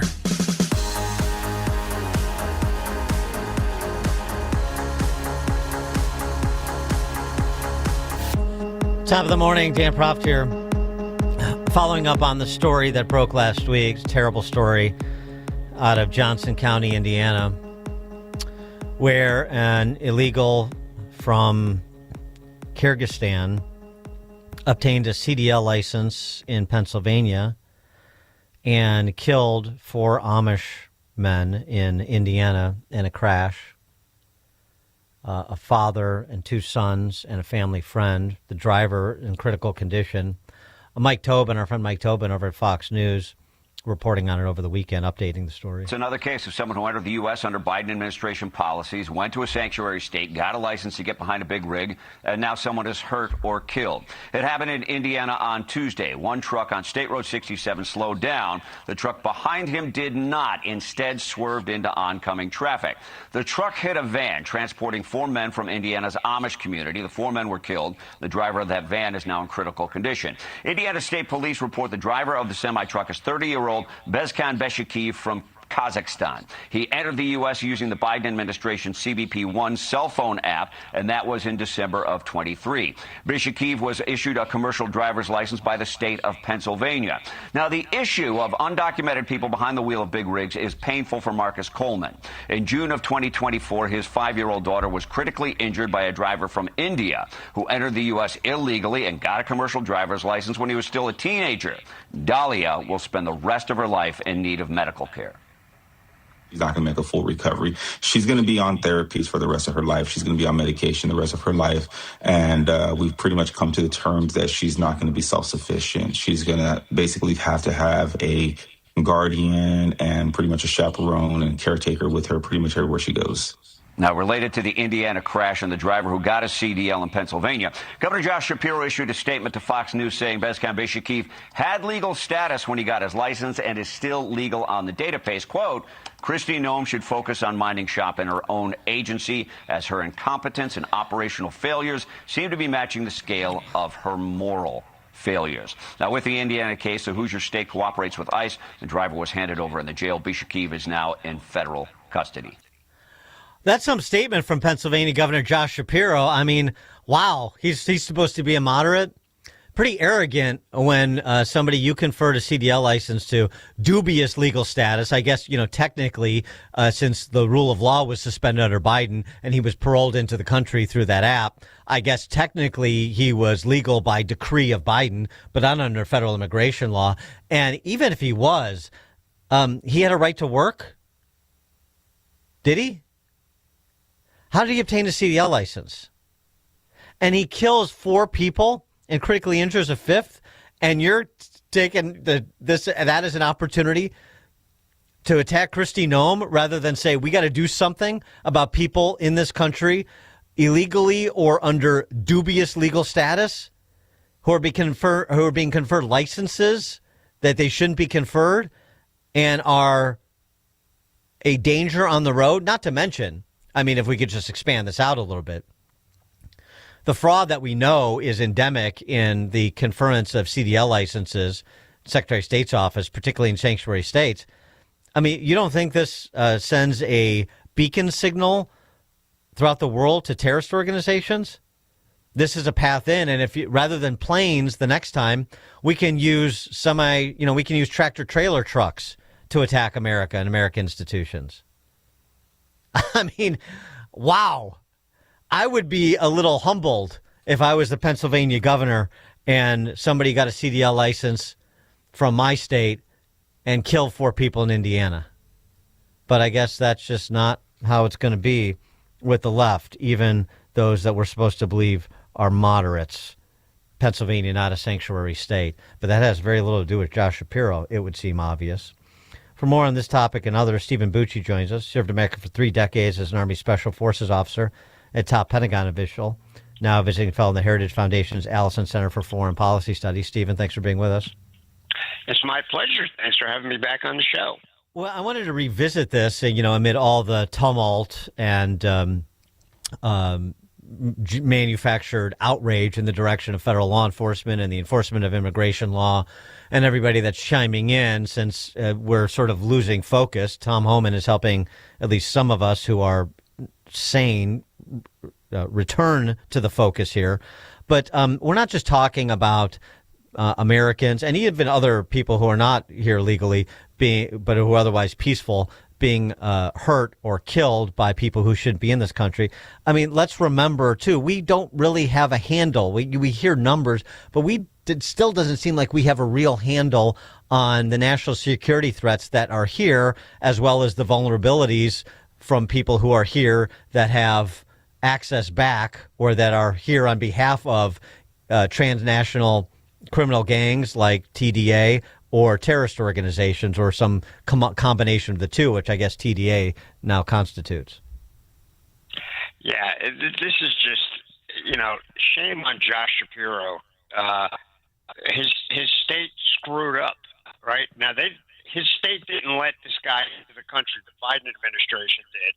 But getting a CDL license to drive a big rig is a big deal. I mean, it's not an easy test to pass, but somehow this guy who probably doesn't even speak English suddenly gets this thing. How, sure are we that this guy really passed a test? That's what Josh Shapiro should be apologizing for. He didn't let the guy in. Okay, I'll give him a pass on that part. But the fact that his state issued this guy a license to drive a big rig, which means he could drive it anywhere in the country, and clearly he was not sufficiently skillful at it to do the job right, and now 4 people are dead. There should be some, act of conscience there to say, yeah, or I guess our state screwed up on this one. We need to do better at who we give these licenses to. To just turn it around like that shows you that Josh Shapiro is not a moderate as he portrays himself and as the news portrays him. He might be more moderate than some of his party mates, but apparently that's not saying too much. Yeah, that means he's just right of Stalin with respect to his party mates just about these days. I mean, listen to this, too, by the way. You're going to love this. This is for not just for entertainment purposes, but it really drives home a point. You think the pronouncements about illegal immigration over the last 25, 30 years from Obama and Clinton and Schumer and others, you think they're a while to hear in the modern context with the 180s they've done? Joe Scarborough in 2003, fresh out of Congress and on his way to media stardom at MSNBC, tackling the issue at the time under disgraced and ultimately recalled California Governor Gray Davis. The issue at the time, this is almost 23 years ago now, driver's licenses for illegals in California. This is how long this has been going on and allowed to metastasize. But listen to Scarborough characterize the issue. Tonight on Scarborough Country, a bill approved by the state of California giving illegal immigrants driver's licenses. Is this a desperate move by Democrats to keep Gray Davis in office at the expense of national security? Tonight, we look at the left coast's most endangered politician, Governor Gray Davis, and his Democratic Party's latest attempts to show illegal aliens that crime pays. The Democratic legislature has actually passed a bill out of committee that allows illegal immigrants to get a California's driver's license. That's right. And by giving these criminals the most accepted form of identification in America, the California Democrats buy votes for themselves, and it looks like, to me at least, that political gamemanship is trumping national security. As illegal immigrants are given a free pass, this plan seems to me to legitimize illegal immigration once and for all. And it's dangerous, and it owes more to winning votes for politicians than keeping our country safe from future terror attacks. It's frightening, folks. Aren't we sending a message to illegal immigrants? Break our laws, come into our country, flood over the borders, and we're going to reward you by giving you a driver's license. They're breaking the law. It's that simple. If you break the law, you shouldn't get a driver's license. You shouldn't be in our country. Criminals breaking the law, national security, left coast. Who's that guy? Well, I have to tell you, when I was living in Washington and a full-timer at Heritage instead of a visiting fellow, they used to have in our little gym that we had in the basement that Joe Scarborough would be on every morning because, back then he was, for the people on that side of the coin, he was reasonable. And, you hear stuff like this and you go, wow, that guy's a pretty sharp guy. He's got a handle on this. And now you listen to him and go, who stole his body? Who is now coming up with these the sayings that they're putting out now? He's just, I guess it's Trump derangement. I hate using that term because I think it's stupid, but I think it's a commentary on just what people will do for 30 pieces of silver. That's what I think it is. He has turned out to be a man not with a lot of moral values behind the curtain. But I mean, the interesting thing, too, is, I'm sure you've been thinking about discussing both inside and outside the government. These issues were once properly conceived of national security issues that required some intelligence. And, I'm all for federalism, but, but there's also limitations in terms of the full faith and credit and the idea that one state can unleash hell on the country without recrimination or repercussion. I mean, there has to be creative ways to address that, just as the discussion happening right now at the national level over the SAVE Act and voter ID. Yeah, it is really a shame that somehow we've gone. It's like pre-Civil War, and the states think they're predominant. They can do whatever they want. Nobody can touch them. And they've got federal judges in some cases who are saying, yeah, they're right. You can't make them do this. What happened to our judiciary and this idea of the supremacy of federal law? Those laws are passed by congressmen and senators that represent, and as a body, the entire country. There's supposed to be some gravitas to that. Now, apparently, anybody can just do whatever they please, and it's scary because some of this stuff is lunacy that these states are doing. California is obviously the biggest example of it. They just go on and on, more and more stuff. And then I love California because they do all this stuff. They give the middle finger to the federal government, and they say, oh, by the way, you need to pay us all this money to help us because otherwise it's not fair. Like, really? How does that work? I just don't understand it. Yeah, and then if California doesn't abide the strings that the federal government attaches to cash, you get a federal judge to intervene on California's behalf. I mean, it's, fortunately we have appellate courts that are intervening too, and they're intervening on the behalf of the Trump administration on things like the president's, the executive's power over border security. But I mean, good grief. I wanted to get your take on one other matter, this development over the weekend. The Japanese prime minister, who she's pretty conservative and is allied with the president. The president, in fact, endorsed her before this landslide victory she enjoyed. Here's what Scott Bessent had to say about the Japanese PM. Japan, the prime minister called a snap election, the quickest snap election in Japanese history. And boy, has she had a big victory today. She's going to have 2/3 majority in the upper house. President Trump endorsed her last week. She is a great ally, great relationship with the president. And when Japan is strong, the U.S. is strong in Asia. How important is Takaichi, the prime minister there, and this victory for the Trump administration and what it's attempting to do in the Pacific Rim? It's hugely important. The Japanese, aside from being a major economic partner with us in all sorts of ways, they're the country that if they asked for nuclear weapons technology and we gave them a thumbs up, they could have the stuff built in weeks because they have all the technology already, but they voluntarily don't use any of it. They have been as, quiet and sort of sensitive to their neighbors and the bad feelings left from World War II as anybody in the world. Their military is specifically focused on defending the Japanese homeland, but I got to tell you, they have a capability that they could do a lot more than that. They are very good, very professional, incredibly capable.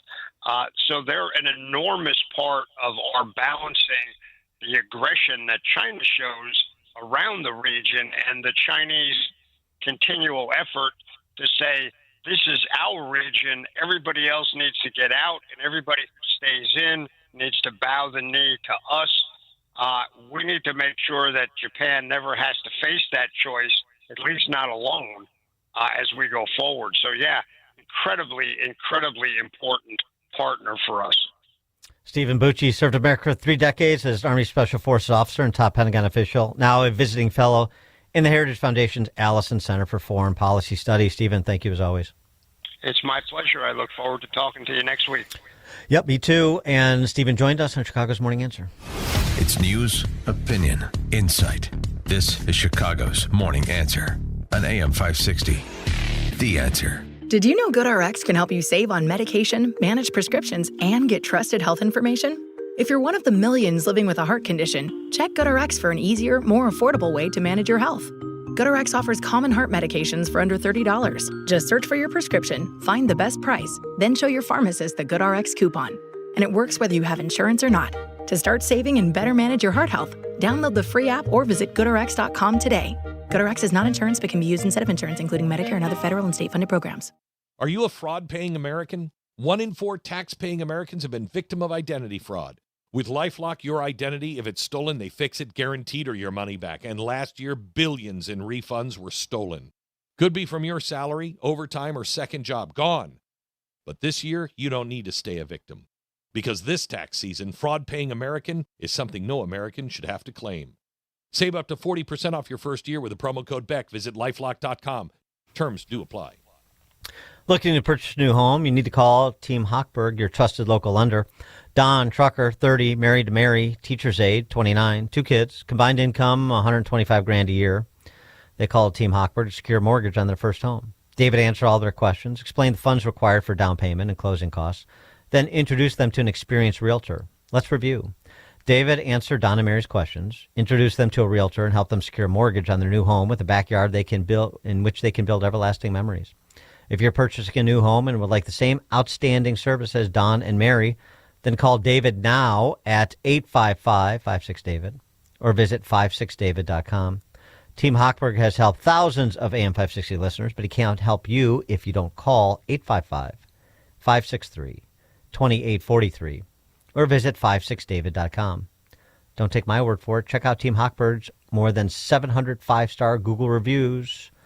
Atlantic Coast Mortgage, NMLS 613114. The following advertisement includes a celebrity impersonation. Let me tell you, Chicago gets cold, very cold, and they love me in Chicago. The fake news isn't reporting it, but it's true. And you can't have your furnace fail in Chicago. That's no good. That's when you should call Air Right Heating and Cooling. The technicians, beautiful people. You're freezing, everybody's freezing. They show up fast, know what they're doing, and get the heat back on quickly. Air Right Heating and Cooling offers 24/7 service throughout Chicagoland. A broken furnace in Chicago is like living in Greenland. And believe me, I know Greenland. Very cold, lots of ice. These guys install the best furnaces. Frankly, it's not even close. Even Rosie O'Donnell would say I'm right, but she won't. For fast, reliable heating service, trust Air Right Heating and Cooling. Tell them AM 560 sent you and save $56 off any service. Nobody's ever done anything like that. Unbelievable. Visit them at air-right.com. That's AIR-RITE.com.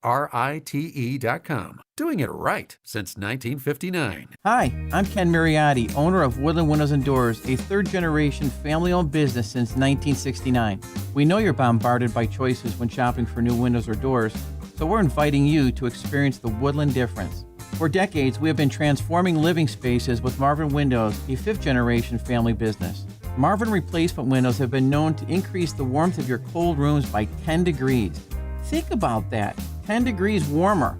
When you welcome Woodland into your home, you will get a product expert to transform your living spaces, full-time, dedicated professional installers that you can trust in your home, along with the best products like Marvin. These are the reasons we're proud of our 5-star reviews and family legacy. No gimmicks, no pressure, and upfront pricing are why Woodland Windows and Doors is your trusted window and door expert in Chicagoland. Visit woodlandwindows.com to book your free in-home expert consultation.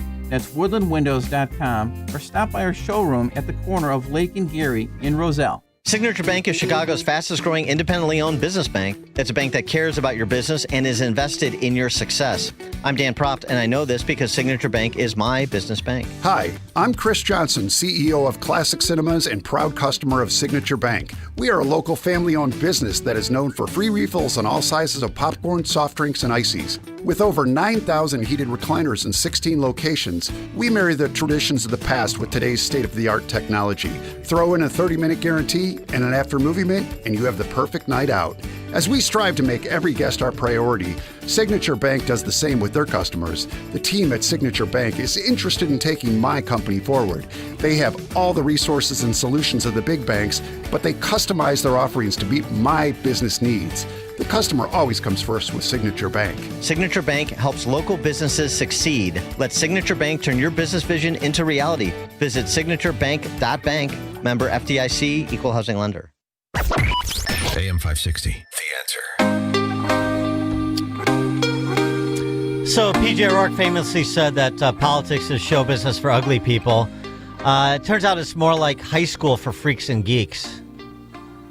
Sarah Jacobs is a congresswoman, youngest in the Dem Socialist delegation in California. She was on TMZ explaining how Congress actually operates. Maybe this is why they fail to act on substantive matters. And so when we get to the House floor, how do you determine where you sit? Okay. Do you have assigned seating at the Capitol? Okay, so we don't have assigned seating, but Congress is basically high school. So first of all, you get here for new member orientation. You do like a lottery to get your office. So kind of like how you got your dorm room in college. And then you join clubs. That's how you know who your friends are. And then on the House floor, there's no assigned seating, but like there is. And if you sit in the wrong spot, like literally today I had to tell one of our new members, you can't sit with us because he sat in a seat that was taken by somebody else. Because it's kind of like a clique. There are so many cliques here, yeah. So we have like Pennsylvania Corner, that's like the old white moderate guys. And then you've got California Row. You've got the Congressional Black Caucus area.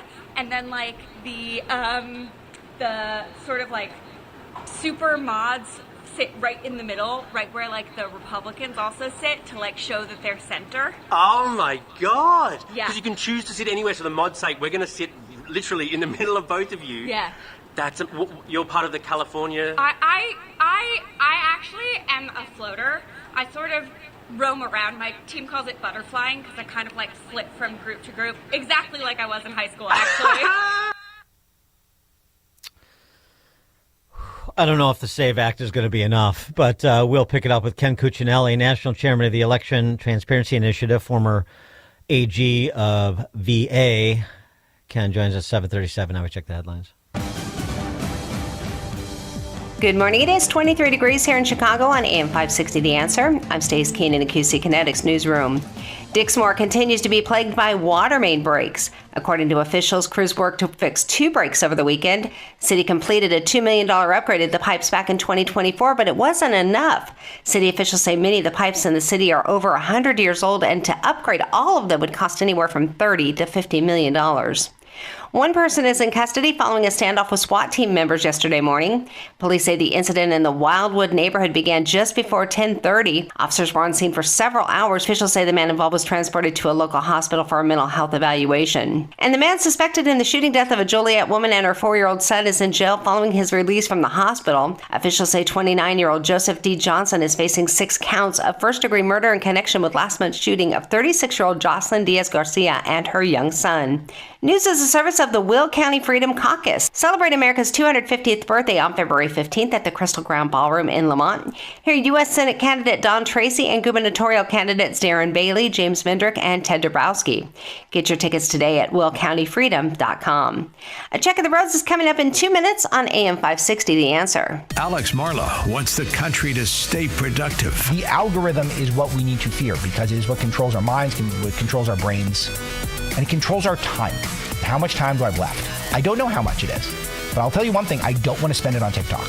So I hope President Trump comes up with some way to make the algorithm a little bit more productive. Got to keep an eye on this. We need to do better as a country and as a civilization. The Alex Marlowe Show, weekdays at 11, right before Scott Jennings at noon on AM 560, The Answer. Hey, it's Scott Tucker, and I'm here with Amy Jacobson from Retirement Dakota with Scott Tucker and Amy Jacobson here on AM 560 The Answer. Now, I'm a financial advisor, and Amy's the co-host for our program. You know, Amy, recently President Trump signed the One Big Beautiful Bill Act. A lot of folks aren't realizing, Amy, that if they have highly appreciated assets, they can potentially tax defer the capital gains tax, place that money into a qualified opportunity fund, and then 10 years from now, get back out of that investment and pay no capital gains tax on either investment. Have you heard of such a thing, Amy? I did not know about that. That seemed to be hidden in the bill. It's only 900 some pages. Yeah, we have to pass it to see what's in it. An easy beach read, yes. Yes. And now there's another thing in the bill as well, Amy. Section 1202. Amy, did you read Section 1202? I did not, but thank you for the homework assignment. If you're a small business owner, many small business owners can now sell their small business and potentially pay no federal capital gains taxes on that capital gain of selling their business. Wow. If you'd like to get a free copy of my latest book, Escape Illinois, Should I Stay or Should I Go? Text the keyword book, that's BOOK, to 224-496-3999. Text the keyword book to 224-496-3999. In addition to the free copy of my latest book, Escape Illinois, Should I Stay or Should I Go? You'll also get our entire Retirement Decoded toolkit.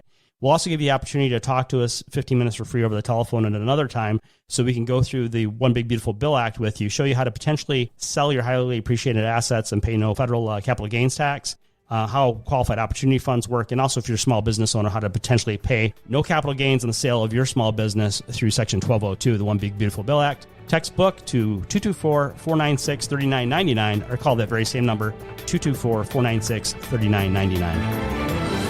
Investment advisory services made available through AE Wealth Management, LLC, a registered investment advisor. Firm does not offer tax advice. Did you know a will alone does not keep your family out of court when you die?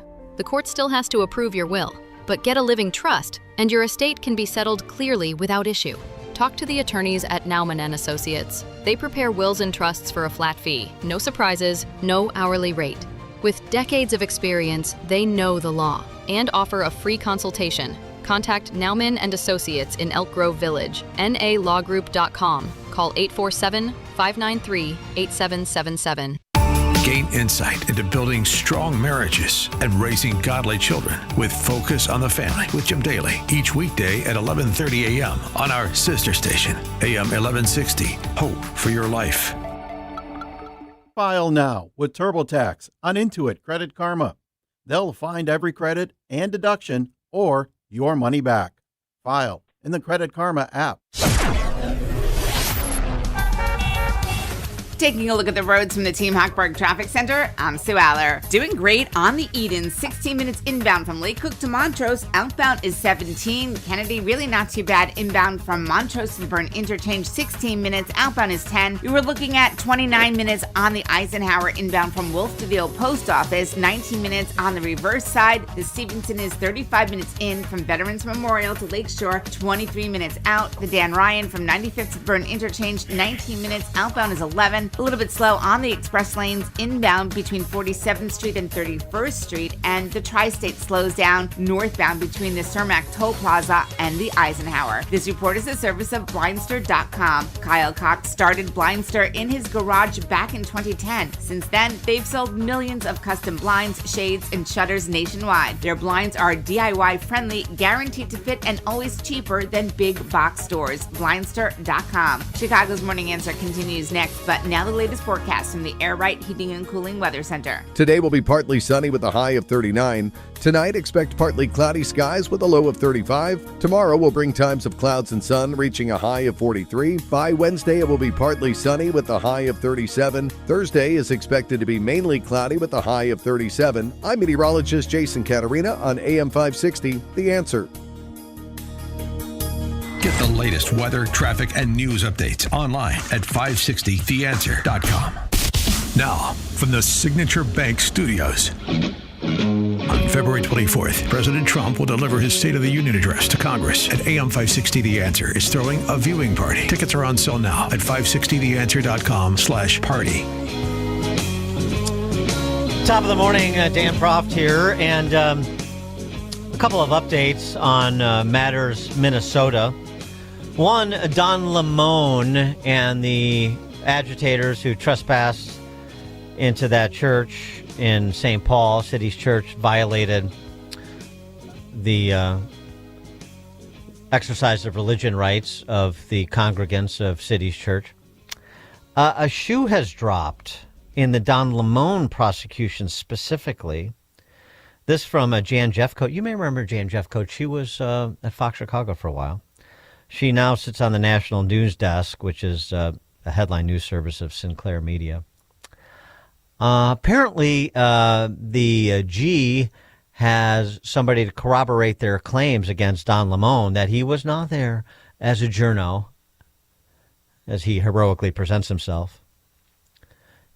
He was there as part of the underlying illicit effort, and a Temple student gave the feds the drop on Don Lemon. A Temple University student has now surrendered on federal charges, admitting he helped Don Lemon with logistics and local contacts ahead of that anti-ICE protest. Jerome Richardson, a political science senior, turned himself in and is accused of conspiring to interfere with religious worship. Court records and social media posts show Richardson describing himself as assisting Don Lemon in the days leading up to the protest. Lemon, who claims he was just reporting, was arrested last week and released, but prosecutors say this new arrest undercuts that defense, suggesting planning and not just passive coverage. Oh, boy. Well, I'm sure in certain circles, even if he ultimately is convicted of a felony, he'll still be a cause celeb, but that's just the nature of where things are at. But in terms of the underlying substance, the additional update is about benefits fraud, which has somewhat been muted in the shuffle here in the last couple of weeks. And particularly as it pertains to Minnesota, since when it comes to benefits fraud at the particularly with combined state and federal programs like Medicaid, it's going to be on the federal government or federal prosecutors at the state level to make these cases, because we know the disposition of sanctuary cities and states about frauding the taxpayer. This is going to, these sorts of stories are important because it puts pressure on the federal government to either make a case, federal prosecutors, U.S. Attorney in Minnesota, to either make a case or explain why they cannot make a case. The Office of Legislative Auditor, Judy Randall, who's been in that gig for almost 3 decades on not just the benefits fraud, which has been well documented by actual citizen journalists as distinguished from Don Lemon, but also Judy Randall, the auditor and the Office of Legislative Auditor, on the cover-up by state employees after the fraud was discovered to, essentially paper the file after the fact to cover up in an attempt, a feeble attempt it would appear, to cover up the fraud. So, I mean, if the auditor has the drop on state employees and these fraudulent schemes, I don't know how it evades the grasp of prosecutors, but, give them time to make the case. This all is just broken in the last few weeks, and although it's been reported on for a decade, but new prosecutors, Trump-appointed U.S. attorneys, will give them time to make the case, but need to pay attention to this. This was definitely the most egregious thing I have seen, maybe in my whole time working at OLA. Office of the Legislative Auditor released a damning report finding state employees fabricating records to cover up mismanagement of money, tax money. It's another black eye for the State Department of Human Services. 27 years with the Office of the Legislative Auditor, a statement like that from Judy Randall means something. After past suspicions, she says her most recent audit proved state workers were fabricating documents to cover up mismanagement of taxpayer money. So these documents should exist. They didn't. We asked for them. All of a sudden, they now exist.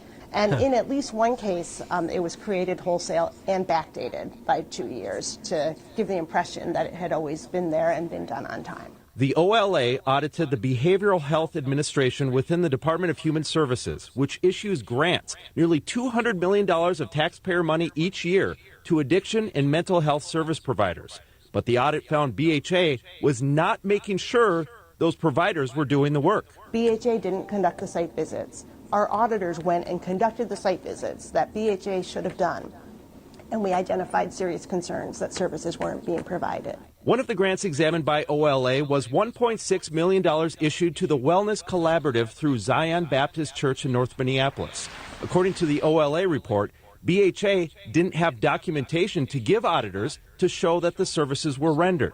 What's more, the audit says the grant manager directly profited by leaving BHA and months later providing consulting services to the Wellness Collaborative for the grant she managed, which Randall says is not illegal. But I think it raises a bunch of ethical questions at the very least. Representatives at Zion strongly dispute what BHA and DHS told the auditors. They tell KARE 11 DHS sought them out for the grant. They provided services which DHS workers witnessed. They gave DHS documentation, and they say now they believe they're being scapegoated.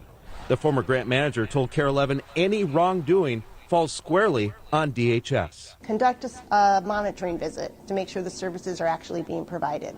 These aren't rocket science types of things. Perhaps most frustrating, this was the second audit of the Behavioral Health Administration, and many of the problems found were repeat problems. What is it like to see these problems, make these recommendations, and nothing is done to fix it? It's exhausting. It's exhausting. You know, if I'm one of those grant recipients, I mean, I just use the Somali home health care excuse. Somebody broke in and stole all that documentation. They didn't take anything else. They just stole all that documentation to substantiate that we provided services consistent with the grant monies we were given. That seems to work for now.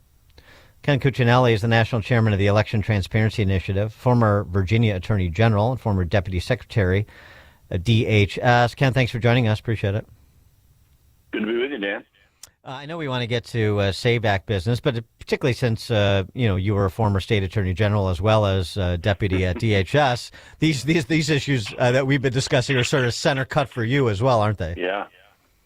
Oh, yeah. So one of the main things I did as attorney general is Medicaid fraud in particular, and we broke records, got an award from the Obama administration after I left. They couldn't give it to us while I was there, of course, for how much fraud money we recovered. And one thing to keep in mind is we can debate how much money should be set aside for these programs for the poor, but they are programs for the poor.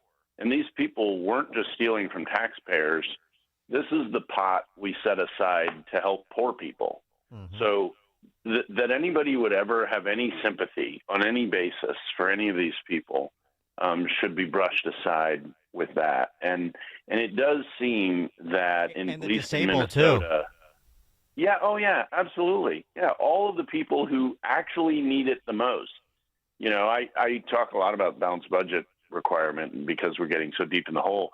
When that government funding crashes, what's going to go away is those social services, at least for some period of time, and we can preserve them for the people who need them the most by being, frankly, frugal about how we spend that money, which we're not, obviously, or we can wait for the crash. And this just accelerates the crash, we're lighting money on fire here, and in some reports we're actually funneling it to terrorists in Africa. So, that's a lovely thought to start your week with, right? Yeah, well, right. I mean, with the Al-Shabaab reports, right? I mean, but through Abu Dhabi too, we got all kinds of complications here. But I mean, this really puts pressure, and it should, on the Trump administration, the Department of Justice, and U.S. attorneys across the fruited plains to make out cases where attorneys general like Keith Ellison are not going to make the cases. Right, and the state AGs, this is some of the most spectacular opportunity to do prosecution, and obviously a lot of them are not only not doing it. We've seen Keith Ellison is sort of helping cover it up in passive terms, at least, and so as you said, the only people left in a state like Minnesota are the federal officials to go in and make these cases. So it sounds like, though, in Minnesota, you could have a whole pile of whistleblowers to help you make these cases. And I don't imagine that frankly, is any different than will probably start turning up in other states. Well, yeah, certainly. Let's hope in Illinois. We know. I mean, any of these states. I mean, it's like the CDL licenses. Any state, generally speaking, all these states should be under that sort of rolling scrutiny. Every government should be. But we know in these sanctuary states, with a government oriented towards extending dependency to as many people within their purview as they can, that this is going on. California, Illinois, Minnesota, New York, New Jersey, Maryland, all the usual suspects.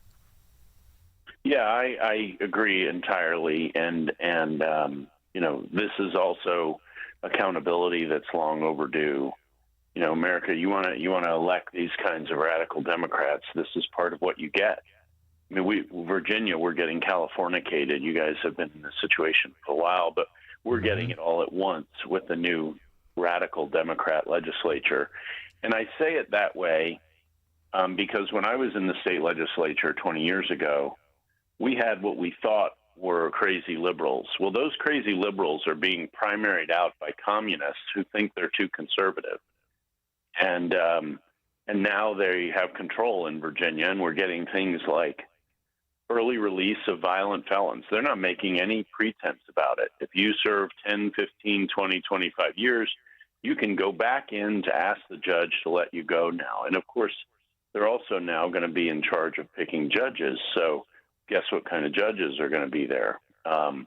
No pretense at all about this. I mean, we're seeing this at high speed in Virginia, and these are the kinds of folks that the Keith Ellison variety that help criminals as opposed to prosecute criminals and hold them accountable. Speaking at least in part about Somalians, it looks like Somalia is doing a better job with election integrity than states like Minnesota or Illinois. Listen to this. Somalia's electoral authorities have started issuing voter ID cards across Mogadishu as the capital prepares for its first direct municipal council elections in decades under a one-person, one-vote system. Printing at the Somali Independent Election Committee headquarters operates around the clock in 2 8-hour shifts, producing an estimated 30,000 to 40,000 cards daily. So we're going to have one man or one person, one vote, and voter IDs in a Somali election. But Chuck Schumer will be damned if we're going to institute Jim Crow 2.0 here, Ken. Oh, my gosh. Well, maybe we could make a deal and they could have Chuck Schumer and for free. We'll just take a 7th round draft choice, maybe get Caleb Williams a backup lineman. I don't know. But that's amazing, isn't it? I mean, you can't in real life, it's so funny how much crazier than anything we could conceive of. If you and I had said that, like on the air, the other side would go berserk. And here it is in real life. But the truth is, virtually every other country in the world that tries to run real elections, we know there are some that don't try to do that, but the ones that try to run real elections require voter IDs. They also don't allow much mail-in voting. What do? We do no voter IDs in many states, and tons of mail-in voting, which even Jimmy Carter said was the most insecure form of voting. May he rest in peace. And their cover story for their opposition to voter ID and the SAVE Act, despite the fact 71% of their party faithful support it, runs something like what Adam Schiff provided over the weekend. And, Schumer's doing the same thing. It's a combination of it's racist, Jim Crow 2.0, which is actually racist because you're saying, black people can't get voter IDs or Correct. can't get government IDs, which is absurd. Too stupid. Right. But and then also it's, Trump is going to steal an election. What does he mean? What do you think he means when he says nationalize the elections, or specifically that Republicans should take control of the voting? I think if he intends to try to subvert the elections, he will do everything he can to suppress the vote.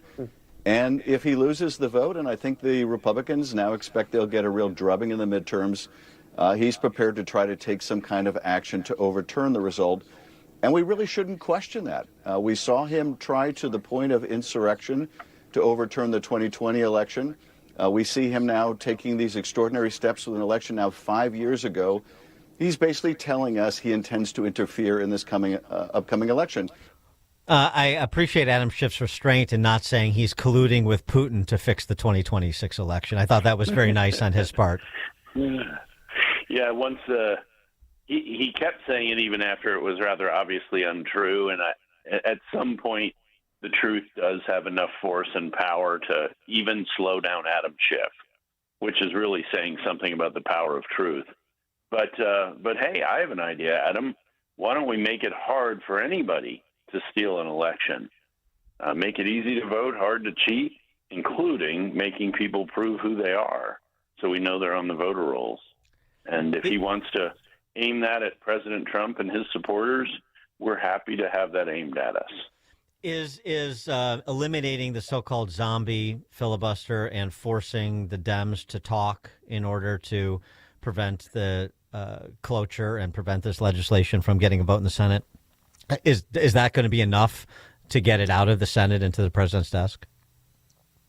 Well, it would be the first time in my memory that they have even put that level of effort in.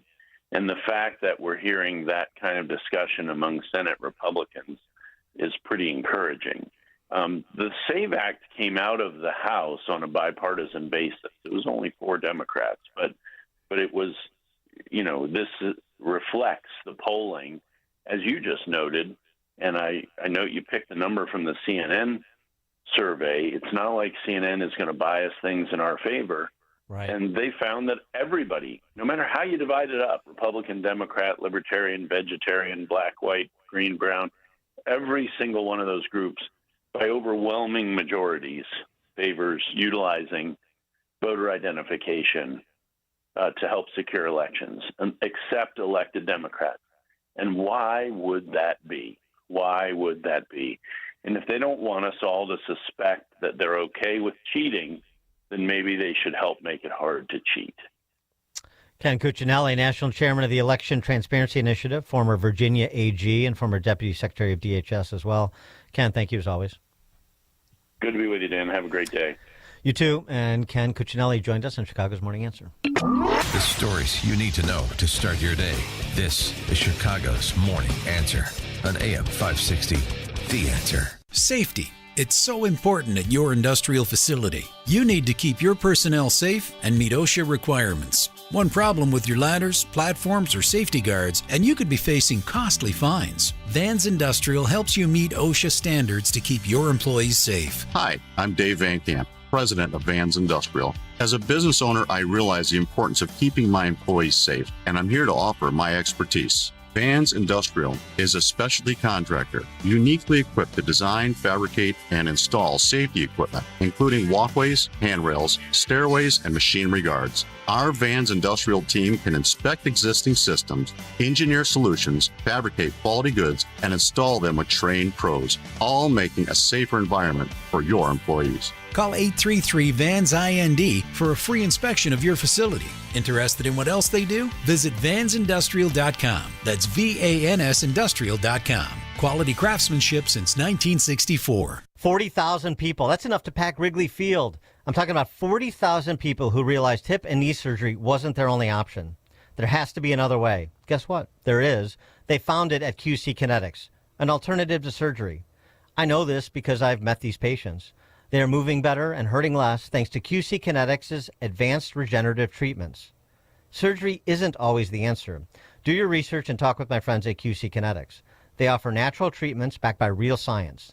They will activate your body's natural healing power. Safe, natural, non-surgical. Osteoarthritis only gets worse, so don't wait. Get started this month. 40,000 people can't be wrong. Before you choose surgery, talk with QC Kinetics and tell them Dan Proft sent you. That's me. Call today, 312-827-6261. That's 312-827-6261. Once more, call QC Kinetics, 312-827-6261. AM 560. The Answer.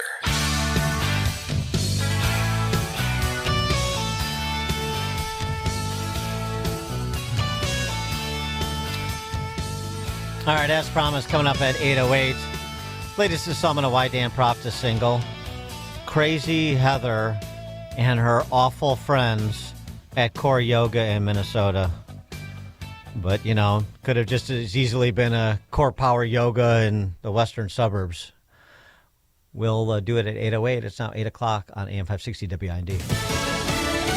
She's been missing for 9 days. CJ Papa, Fox News, and today comes with a second deadline as the tension is rising, as Fox's Matt Finn explains from Tucson, Arizona. Today is the final day for the Guthrie family to pay out millions of dollars demanded by these alleged captors of their 84-year-old mother, Nancy. Now, yesterday, Fox Digital captured investigators using a pole to probe what appears to be a water hole or drainage pipe behind Nancy Guthrie's home here. Also on Saturday, Fox Digital captured investigators at the home of Savannah's sister Annie, apparently taking pictures on the property at night. Law enforcement in unmarked cars spent about 2.5 hours at the sister's house Saturday night, which is about 4 miles away from Nancy Guthrie's home. That's Fox's Matt Finn. A vote in the House expected sometime this week on the SAVE Act, backing voter ID to ensure only U.S. citizens can cast ballots in U.S. elections. New York Republican Congresswoman Claudia Tenney on Sunday Morning Futures. Unfortunately, Chuck Schumer is holding this hostage in this funding bill that's coming up. Let's hope we can get this passed and have common sense. The only reason not to vote for this bill is that you want to cheat in our elections, to let non-citizens vote and to undermine election integrity. That's it. Pennsylvania Democratic Senator John Fetterman agrees. Me, as a Democrat, I do not believe that it's unreasonable or to show ID just to vote.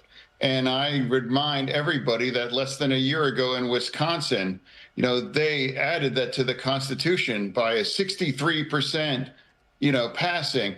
Speaker Mike Johnson has a tight margin to pass the bill.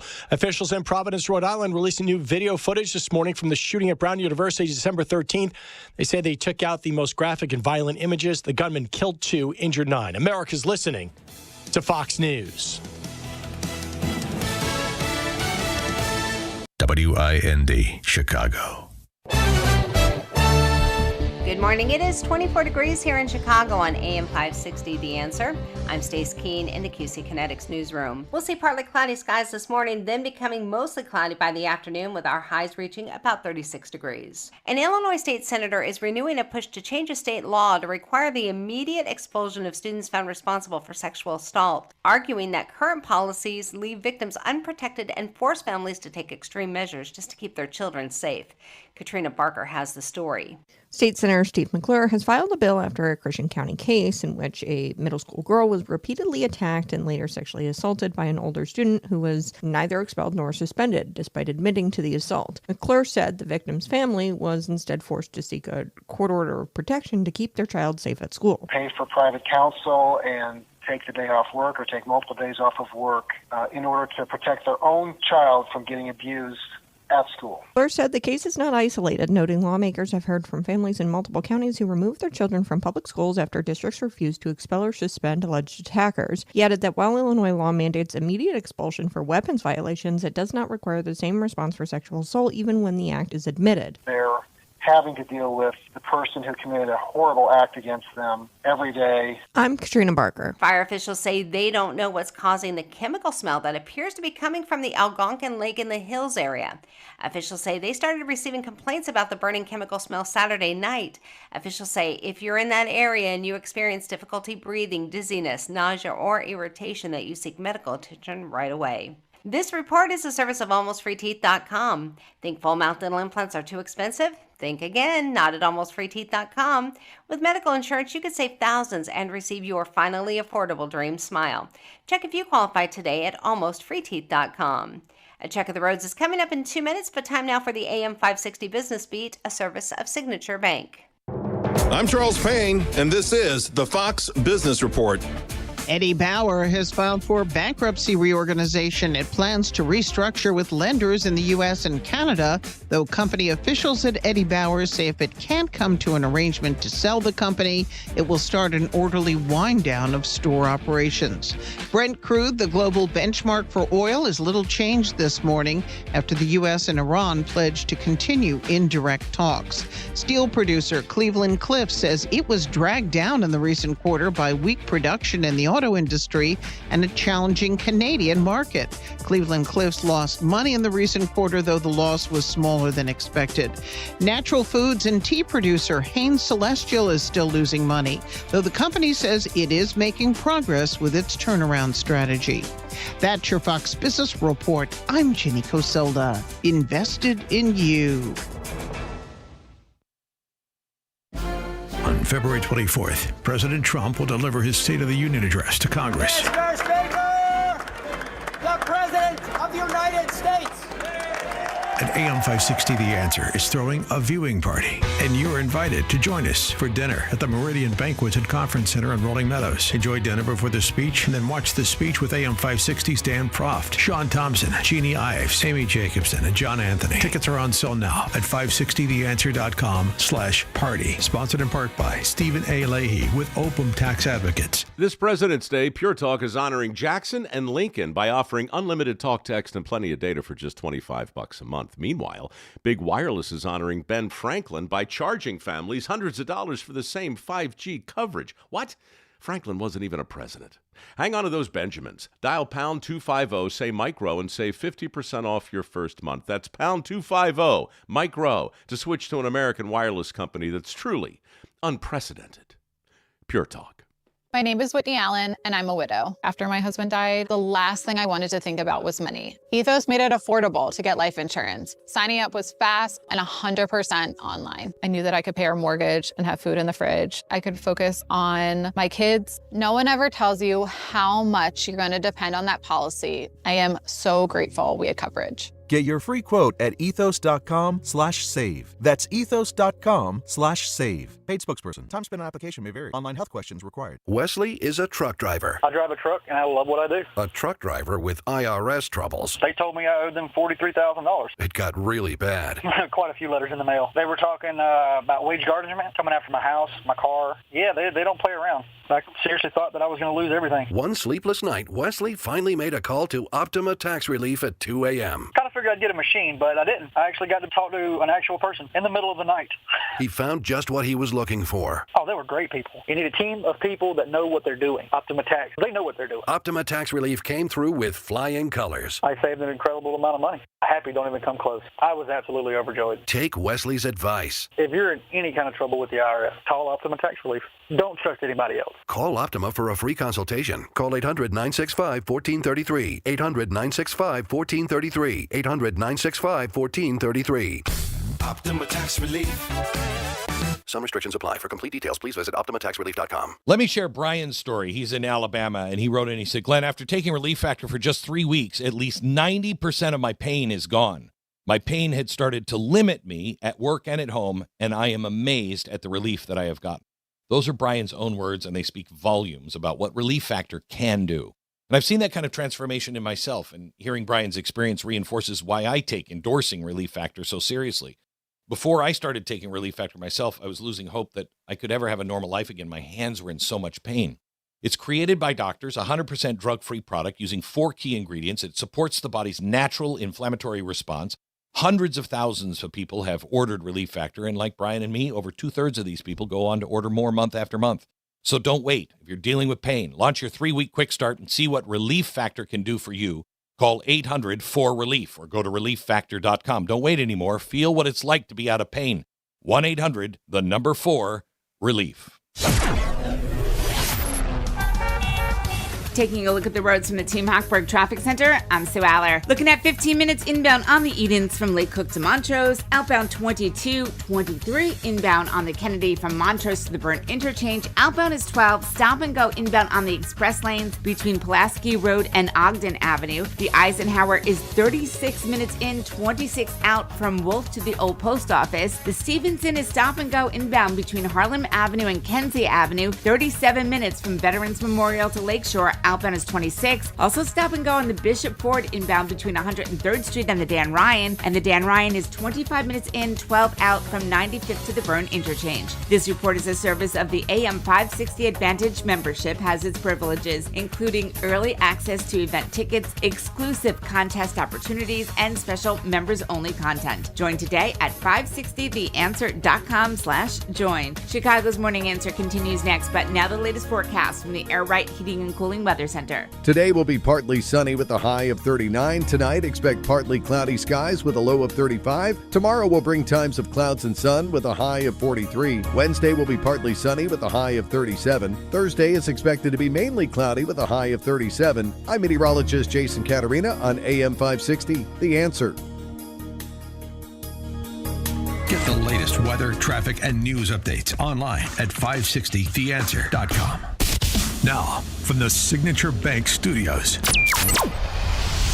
this is Chicago's Morning Answer with Dan Proft on AM 560, The Answer. Time now for another reason why Dan Proft is single.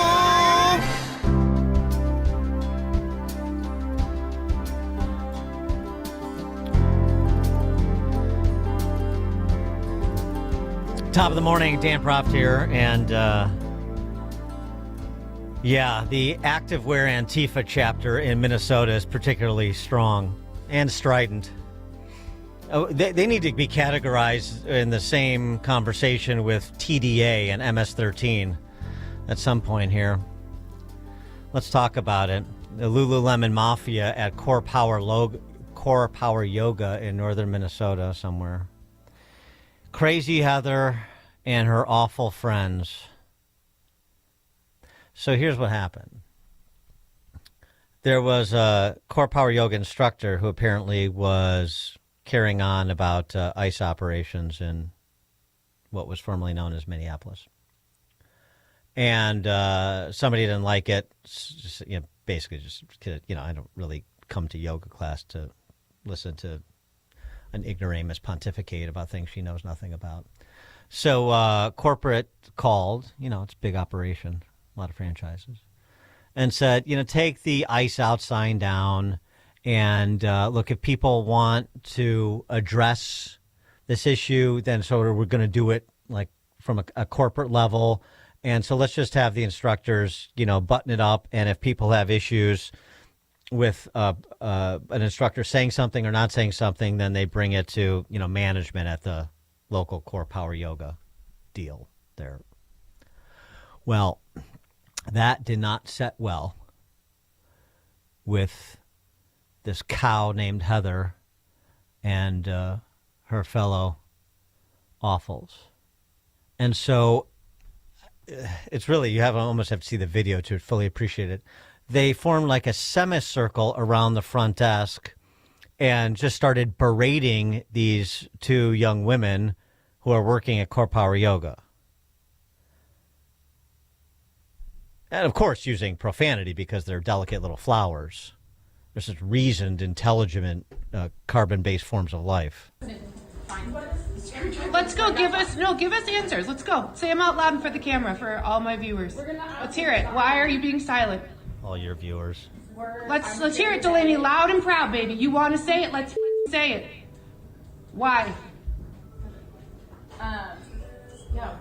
Okay, let's go. It's an and a well. You should have well-rehearsed corporate action and words ready to go.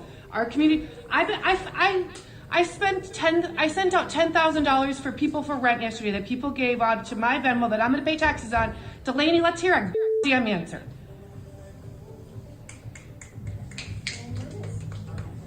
Snapping their fingers. So I think they're just taking a pause. No, don't take a pause. Come on, you came here to silence teachers to make sure everything was good. I've never seen your face in 10 years of practicing and paying my money at the studio. Don't take a pause. Be loud with Core Power Corporate's answers. Let's go. What do you got to say? Okay, I was just sharing that. Louder, Delaney, for us in the back. Let's go. What is it? Why? Why are you having one of our best teachers quit? Because you can't stand behind her. Answer that. Okay. Person with the glasses, do you have a good answer? Delaney can't seem to cough it out. Well, I mean, we're being berated right now, and so we're. You're not being berated. You're being asked hard questions that you should have done been answered. This is not berating. Okay. Trust me. Berating is what our neighbors are living through. Yeah, I stand corrected. You are absolutely correct. That's right. I know I am. I apologize. Okay. What's the? Why is your company? Operations of the studio today, and to hear you and to listen, right? We want to hear you and listen. If we want to talk, let's talk. You know, I really personally care about all of you and what you have to say. So if you want to go sit down and chat, I'd love to hear what you have to say. You gonna put the ice up sign back on the front door? We don't want to chat. We want action. Like, we chat all day long in this state. Are you gonna put the ice out sign on the back on the front door? Is that the ask? Yes. Yeah, and we want you to take us to. The biggest ask here, and please let me know if you guys feel differently. The biggest ask here is that CorePower is a major corporation. They're all over this country. The fact that they are staying silent about what is happening in Minneapolis, not only staying silent, but trying to silence us and speaking out. And by us, I mean the people who are working for CorePower, your guys' teachers, your guys' people who are presenting you. The fact that is being silenced, the fact that you guys are staying silent, that is complicit. That is not okay. People are being murdered and abducted and attacked here, and it is heinous. I'm a nurse. It kills me to see people getting murdered in our community. This is our community, and it's bullshit. Like, that's what it is. It's silence. It's not putting a sign on the door. It's the fact that you guys don't seem to give a and we're giving you thousands and hundreds of thousands, millions of dollars, and we can take our community elsewhere. And I can talk about other people around the country to take it elsewhere. So if it's going to hit it in the wallet, is that the only way that you guys are going to see it? Then so be it. We can get a yoga studio someplace else. Next to the media. The nurse getting even ratcheting it up from where Crazy Heather started. Are you going to stay silent? We're tired of chatting. We want action. And you know what action is? Virtue signaling with a stupid ice out sign in your window. I mean, oh, brother. I wish I would have been there. Well, after the fact, after the Activewear Antifa chapter there dispersed, Crazy Heather went home to do a postmortem on what had occurred. So important. She's important. You heard her. She was telling you. The postmortem included a missive she got from Core Power Yoga. Because she's so reasonable. These two women say, look, we'll hear you out, but you're not letting us speak. Core Power Yoga isn't the government, you daffy dingbats. You don't have a right to free speech in Core Power. You're being illegally restrained from expressing yourself. Walk outside and then you express yourself all you want. You can't compel Core Power Yoga to say what you want them to say. I don't know, this understanding. Well, I do know this understanding. There's none of it. So the postmortem from Crazy Heather on behalf of the Activewear Antifa mob up there. One of the people in the class said to me, you know what, we shouldn't put our weights away today. We should let corporate cleaning it up since they're here to see how everything is. And that's exactly what we did. So rather than putting all weights back and organizing like abnormally would, we just left them on the floor. And I walked out into the lobby to an already flowing conversation. And frankly, the people that were around and asking questions weren't getting any answers. And so that is when I pulled out my phone and said, let's actually have the conversation and let's put what you're not saying and what you will say on record. I cursed a couple times. I was mad. I was frustrated. Honestly, living in Minneapolis the last few weeks, trying to be involved in mutual aid, just the strain of our city, it's not been easy. And sort of like the class and all of the things. Yeah, I was mad. And I said some things. I tried to call Core Power Yoga, I think 3 times over the next 48 hours. I wanted to let them know my opinion. I thought that they would be interested in what I had to say. That's what they said corporate was there for. Very interested. I was never able to get a response. I was never able to get an email or a phone number of anyone in management. Nobody was able to answer any questions for me. But what did you get? And then I got this letter, this email, letting me know that I've been permanently revoked and not allowed to practice at Core Power Yoga anymore.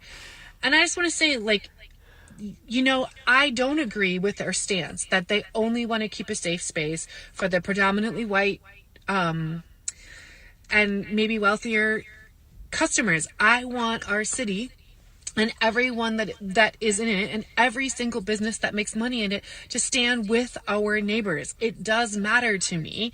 And I'm not just saying this from like one place. I'm saying this because like I care about our neighbors and their experience. So much. And also, just to be clear, almost every business, I don't know of a business in Minneapolis that does not have an ice out sign right now, because this is one of the strategies that we are using to keep our neighbors safe. This is not a big ask for Core Power Yoga. I know one that doesn't have a sign out right now, Core Power Yoga.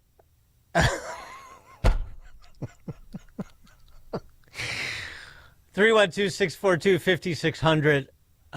Give us a call or text at that number if you like. Boy, I mean, that's, you would get the nice thing about that, very much like Core Power Yoga, it's standardized.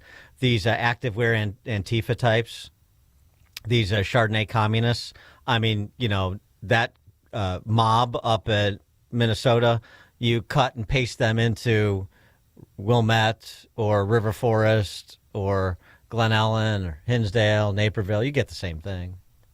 They're so reasonable. They just care so much. They so care. I'm just listening to her carry on, watching this postmortem, and I'm just thinking, her and the rest of them, too, including that hysterical nurse. And yes, I use the word hysterical. Can you imagine the poor, pathetic, limp-dong souls that have to go home to that? Can you imagine a more ignominious existence than having to deal with crazy Heather every day of your life? Deborah in Arlington Heights. Well, first of all, good morning, Dan. And would you like me to do this entire thing that I'm going to say in upspeak, or do you want me to talk like a normal person? It's really your choice. I'm just here to listen. I'm Core Power Yoga. I'm Switzerland. I don't want to get on anybody's wrong side. Okay, I'm just going to go for it. I don't want. Where can we go to get away from this? I don't want to go and work out and get a message. I don't want to go to church and get a message. I don't want to go to the store and get a message. I don't want to watch sports and get a message. I just want to do those things. And where can we go? The list has to be shorter of where you can go where that doesn't happen. And this is the same sort of intimidation, shaming, belittling type of behavior, for example, that we had during COVID. And it will be the next thing after we're done with ICE, and it will be something after that because it was something before COVID. That's just the way these people operate, and there's no getting away from it anymore because you can't go anywhere where you're not getting lectured. You can't just enjoy something. You can, thanks for the call. Thanks for the call, Deborah. I appreciate it. Yeah, by the way, Core Power Yoga, good for them for excommunicating Crazy Heather. I hope the rest of that gaggle got the same letter. You can go somewhere. Southwest Florida. Any part of Texas not named Austin. Any part of Tennessee not named Nashville. South Carolina.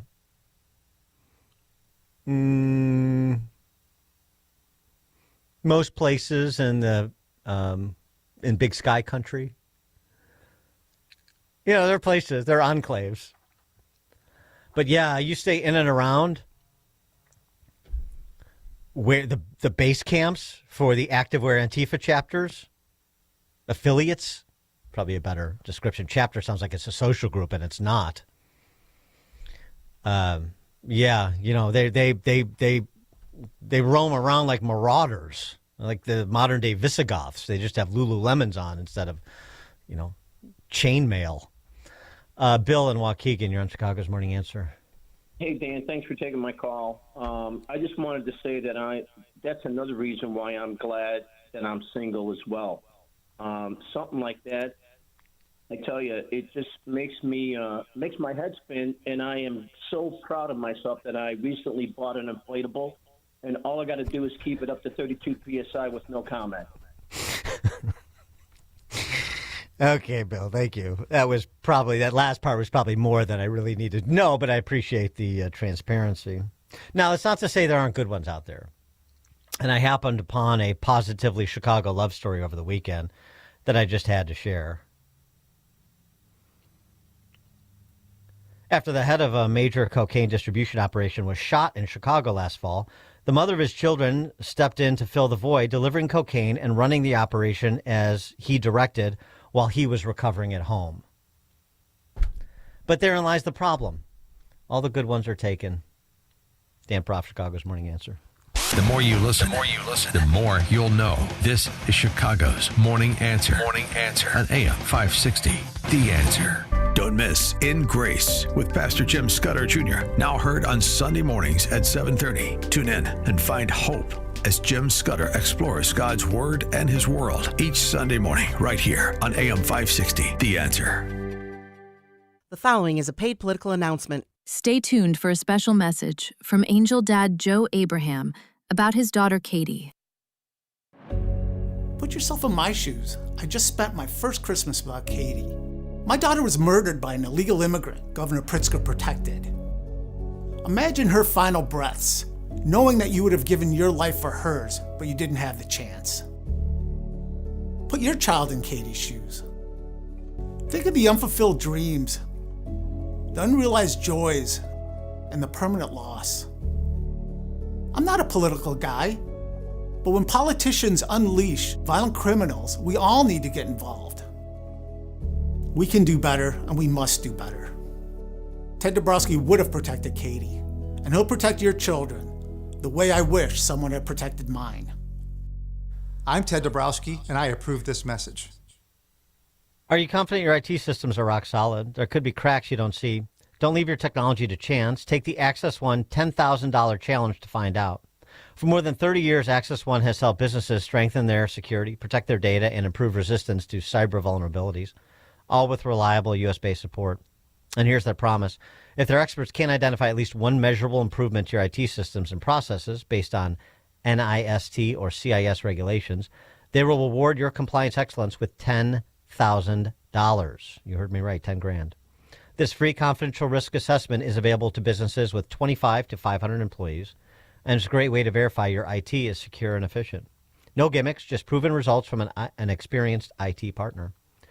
Ready to put Access One to the test? Why not? Visit accessoneinc.com/challenge or call them at 800-654-1555 to schedule your risk assessment today. Again, accessoneinc.com/challenge or call 800-654-1555. Certain conditions apply. See details online. At Terra Vista of Oak Brook Terrace, dementia care isn't just what we do. It's all we do. We specialize in caring for those with Alzheimer's and other types of dementia. We're on the forefront of dementia care with a barrier-free, stress-free environment, so residents can explore safely and feel at home. But what truly sets Terra Vista apart? Personalized care. We take the time to learn each resident's story, where they lived, their routines, former careers, even the names of family members. Anyone who interacts with your loved one can immediately make them feel comfortable and understood. We meet our residents right where they are. Residents stay strong and engaged with multi-sensory activities, music, art, horticulture, our beautiful 18,000 square foot outdoor space, and even a personal trainer. At Terra Vista, residents aren't defined by their dementia. We honor the whole person. Speak to an advisor or schedule a tour today at terravista.org. Again, that's terravista.org, and tell them AM 560 sent you. This is Carol Platt-Liebau for townhall.com. Americans have been appalled, and rightly so, by the scope and scale of the fraud uncovered in Minnesota. Now it looks like there's a lot more to come, this time from California. 18% of America's home health care billing comes from Los Angeles County, which claims almost 2,000 hospice agencies. That's more than 36 states combined, and 30 times more than the whole state of Florida or New York. One investigator examined the cluster of 287 hospice providers in a 2-mile radius. Some addresses led to strip malls, a wrecking yard, and a vacant lot. One doctor billed taxpayers $120 million in a year, claiming to treat 1,900 patients. Brazen corruption flourishes in one-party states that glorify big government without oversight or transparency. Taxpayers deserve better. Let's hope they get it soon. I'm Carol Platt-Liebau. Signature Bank is Chicago's fastest growing independently owned business bank, a bank where relationships still matter. Signature Bank knows your name and your story. I'm Dan Proft, and I know this because Signature Bank is my business bank. Hi, I'm Bob Chivato, owner of Go Exceed and a customer of Signature Bank. By leveraging AI and machine learning, we provide data management solutions for corporations to save time and money managing their cellular devices. While we rely on machines to help us run our business, we believe personal relationships are essential. This is why we chose Signature Bank. Having a banking partner who understands our background, our business, and our priorities is fundamental to our success. Any bank can provide basic services, but having a bank that you can trust, one that looks out for you and treats your business like its own, that's irreplaceable. Signature Bank helps local businesses succeed. Want to learn how Signature Bank can help turn your business vision into reality? Call Signature Bank at 773-467-5600 or visit signaturebank.bank. Member FDIC, Equal Housing Lender. AM 560, The Answer. Now, quickly, I got to contrast Crazy Heather and the activewear Antifa up there in Minnesota with the latest from Josh Sater. He's the guy that does like guerrilla man on the street or man on the front door interviews in full liberal battle wear, and then comes out of character after he walks the leftists into an intellectual corner. So he knocks on this guy's door who's got an ice out sign, just like Core Power Yoga did until they took it down. And he's, in full two-tone hair and tackle box on his face and, all the indicia of being a leftist, in addition to the sing-songy voice that that Deborah from Arlington Heights was talking about, particularly obnoxious when it's a male. And this is how that went.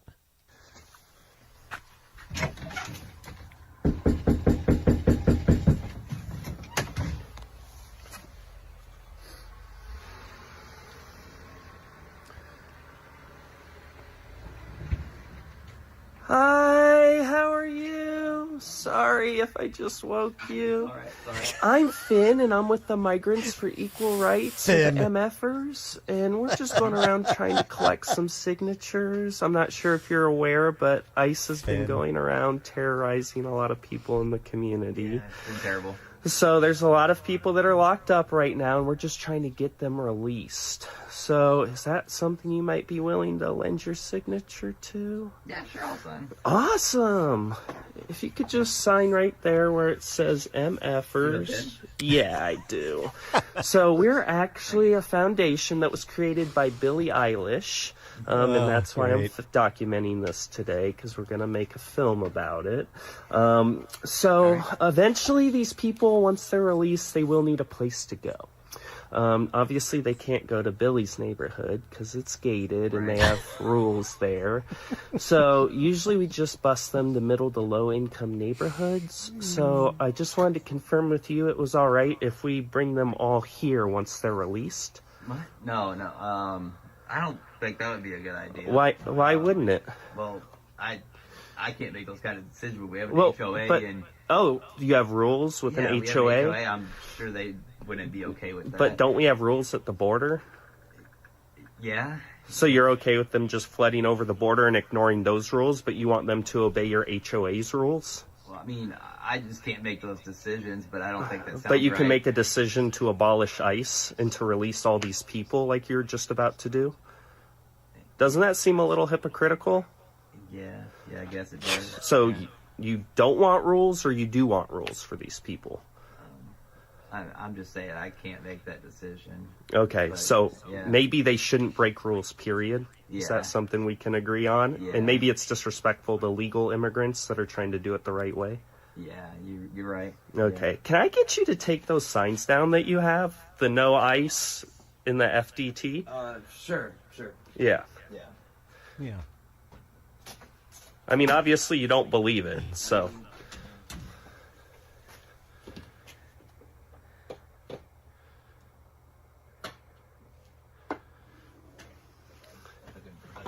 Thank you. Yeah. I appreciate that. See, the difference is a useful idiot like the guy that Josh Sater was talking to and walked him into that corner. At least a useful idiot male has enough shame to say, I just, you're right. And this is a fraud, and I'm sorry. That is how you distinguish him from Crazy Heather and the activewear Antifa at Core Power Yoga. Coming up at 8:38, we talked Super Bowl earlier in the show, but the sports and politics isn't done because the Winter Olympics have kicked off. And we have some of those who are adjacent to Crazy Heather and the activewear Antifa up in Minnesota that are on some of our particularly female, but not limited, Olympic teams. 8:38, now we check the headlines.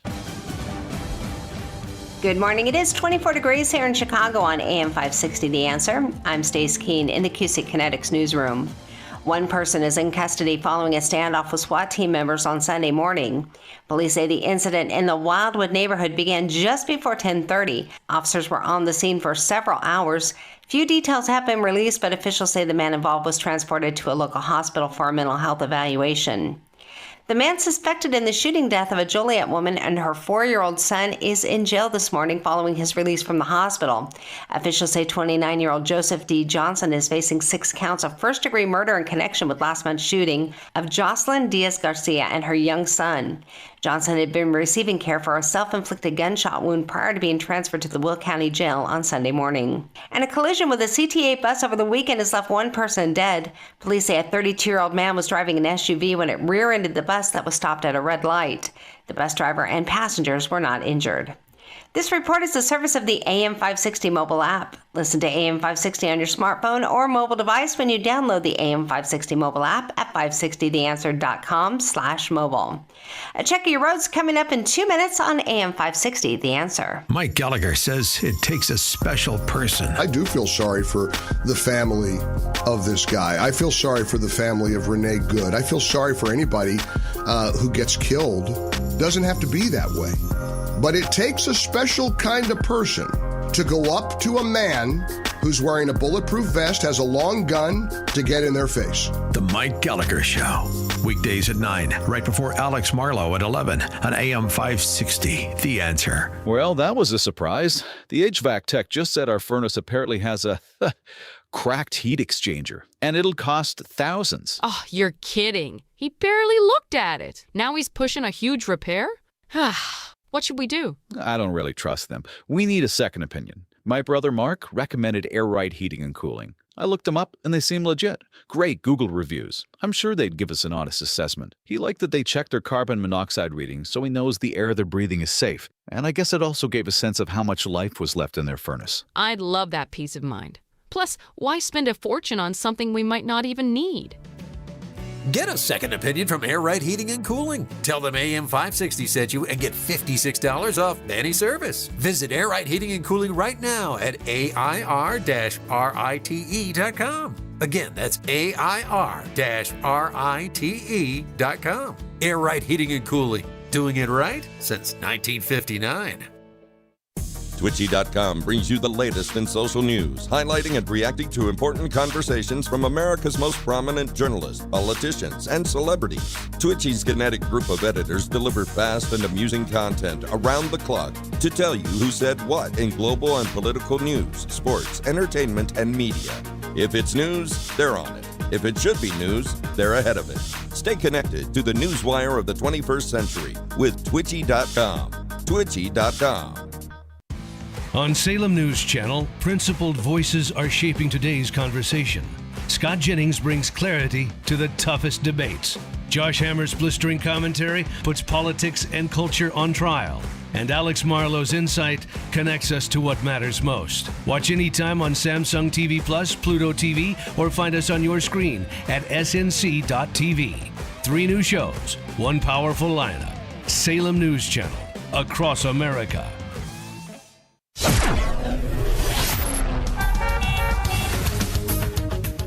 Taking a look at the roads from the Team Hackberg Traffic Center, I'm Sue Aller. Just 16 minutes inbound on the Edens from Lake Cook to Montrose. Outbound is 22. 27 inbound on the Kennedy from Montrose to the Burn Interchange. Outbound is 10. The inbound express lanes hitting those brakes between Montrose Avenue and Ohio Street. You've got 35 minutes in on the Eisenhower from Wolf to the old post office. Outbound is 24. 40 minutes inbound on the Stevenson from Veterans Memorial to Lakeshore. Outbound is 25. Stop and go on the Dan Ryan inbound from 95th to the Burn Interchange. 26 minutes. Outbound looks okay at 10, but the express lanes, you want to watch out for an inbound crash at 33rd Street. Delayed start right around 51st Street, and then the northbound side of Lakeshore Drive slows down between Bryn Mawr Avenue and Hollywood Avenue. This report is sponsored by Mattress Firm. Score major deals on top brands at Mattress Firm's President's Day sale. Find your dream mattress today. Their sleep experts are highly trained to find the right one to fit your unique needs. They make sleep easy. Chicago's Morning Answer continues next, but now the latest forecast from the Air Right Heating and Cooling Weather Center.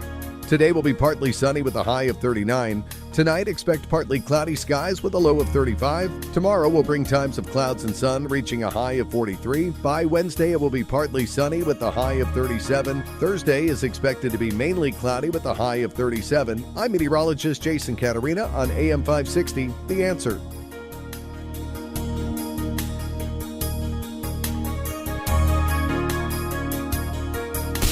Now, from the Signature Bank Studios.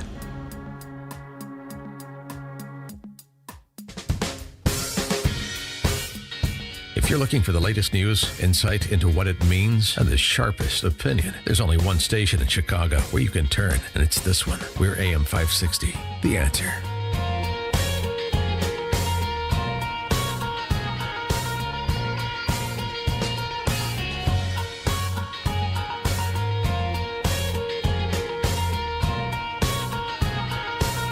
Sports and politics.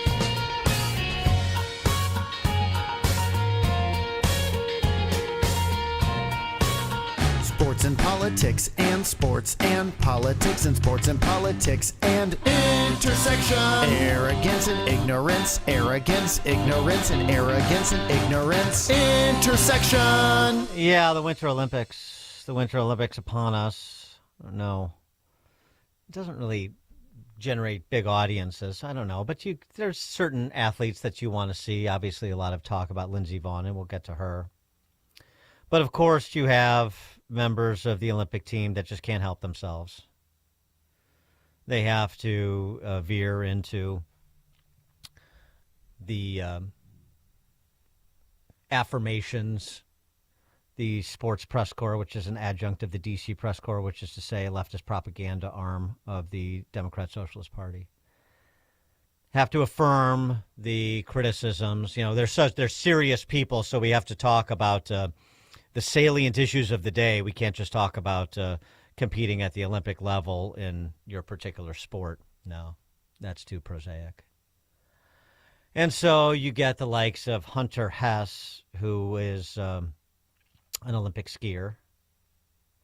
And this is something you hear over and over again, usually from the,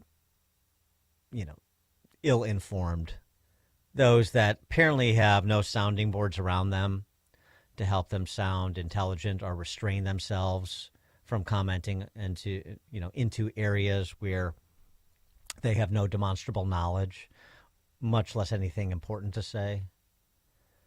Hunter Hess is one of those people. It brings up mixed emotions to represent the U.S. right now, I think. It's a little hard. There's obviously a lot going on that I'm not the biggest fan of, and I think a lot of people aren't. If it aligns with my moral values, I feel like I'm representing it.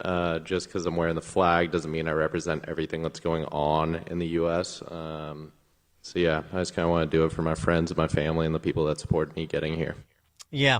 That was eerily reminiscent of my values. It's not about America. It's about my values. So if it's consistent with my values, it's very reminiscent of Barack Obama's definition of sin, something that does not conform to my values, because nothing exists outside of me. Yeah, Hunter's his own God. I get it. Trump weighed in on Hunter's comments in no uncertain terms, as is his wont. U.S. Olympic skier Hunter Hess, a real loser, says he doesn't represent his country in the current Winter Olympics. If that's the case, he shouldn't have tried out for the team, and it's too bad he's on it. Very hard to root for someone like this. Well, Mr. President, if you don't enjoy Hunter Hess's comments, then you're not going to enjoy Michaela Schifrin's comments either, because they're very similar. I think there's a lot of hardship in the world, globally, and there's a lot of heartbreak. There's a lot of violence. It can be tough to reconcile that when you're also competing for medals in an Olympic event. I actually have some thoughts. I can read something that I had written, if you guys don't mind. Please. Go ahead. So last night at the opening ceremonies, Charlize Theron, she had quoted Nelson Mandela. The great philosopher, and I don't Charlize have the Theron. quote off the top of my mind because I'm not brilliant.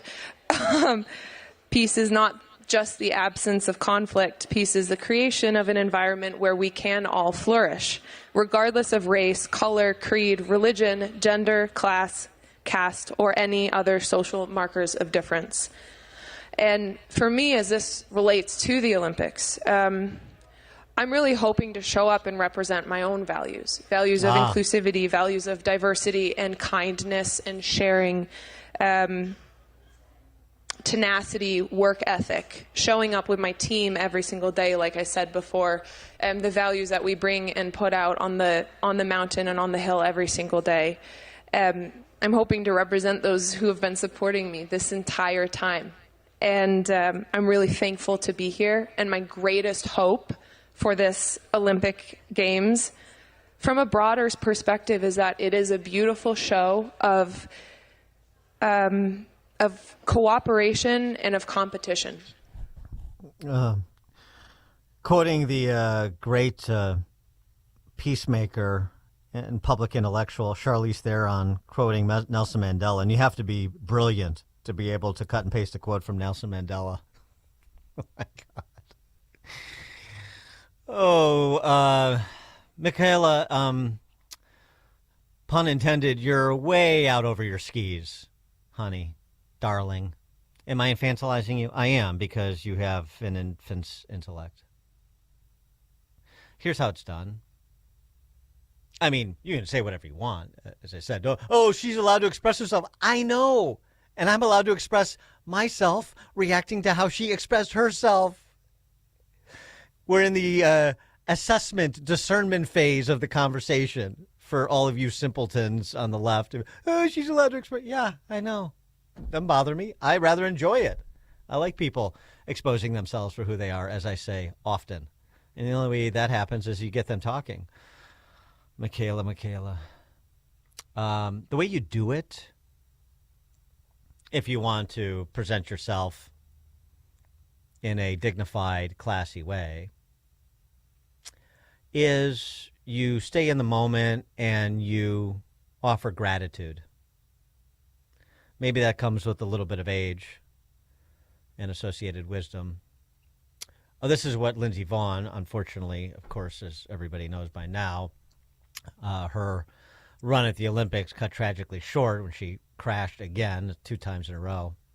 The run up to the Olympics where she tore her ACL, and then skiing with a ruptured ACL, which is quite something. And actually, there's a good piece by a bunch of orthopedics in Real Clear Politics on this, realclearmedicine.com on this, that I may get to. But Lindsey Vonn demonstrating what representing your country probably should sound like, regardless of your politics. It's a privilege to represent your country, and the Olympics are the largest stage in the world, the largest sporting event in the world. To walk out into the opening ceremonies with your fellow teammates is such an honor, and I always feel incredibly lucky that I'm even able to compete at that level. So I definitely don't take it for granted, and I'm going to enjoy my last Olympics as much as I possibly can. Yeah. That's a class act and a great competitor. And, you know, I ask people, what was she doing? But just on the orthopedics of this, I guess I'm not getting out over my skis. I'm relying on these who are in medicine, who put this piece in Real Clear Science. If there's a media moment worth capturing here about Vaughn, and I think she broke her leg in addition to now in the crash at the Olympics. If there's a media moment worth capturing here, it isn't that Vaughn defied biology. It's that the public is getting an accidental crash course in the nuance the research has been pointing to for years. Some people can function without an ACL, some cannot, and the best pathway varies by person. Their knee instability, history, goals, sport demands, associated injury, and risk tolerance. Right now, Lindsey Vonn is skiing again and doing well. This was before the crash. Whether it's enough to outcompete the very best in the world remains to be seen. Regardless of what happens next, Vaughn's ability to return to competitive skiing days after an ACL tear is impressive, but it's within biological possibilities. She may be in a unique situation to bounce back quickly without surgery because she already had the prerequisite strength, coordination, and agility to be a world-class skier. We shouldn't think of Vaughn as amazing, quote-unquote, because she's able to return so quickly. Rather, she's able to return so quickly because she is so amazing already. Interesting. I mean, I thought that was interesting. How can she do this? Is this reckless? Is she, endangering, a permanent disability if she were to be injured again? And anyway, I just thought that was an interesting aside. And, Lindsey Vonn carried herself, as I said, with class. Now, I know what you're saying, Dan. You're thinking to yourself, that's all very interesting, Dan, but what about the pansexual figure skater? No, I'm so glad you asked. Amber Glenn, again, the anti-Lindsey Vonn, just like Miss Schifrin and Mr. Hess. Yeah, it's been a hard time for the community overall under this administration. It isn't the first time that we've had to come together as a community and try and fight for our human rights. And now, especially, it's not just affecting the queer community, but many other communities. And I think that we are able to support each other in a way that we didn't have to before, and because of that, it's made us a lot stronger. I hope I can use my platform and my voice throughout these games to try and encourage people to stay strong in these hard times. I know that a lot of people will say, you're just an athlete, like stick to your job, shut up about politics, but politics affect us all.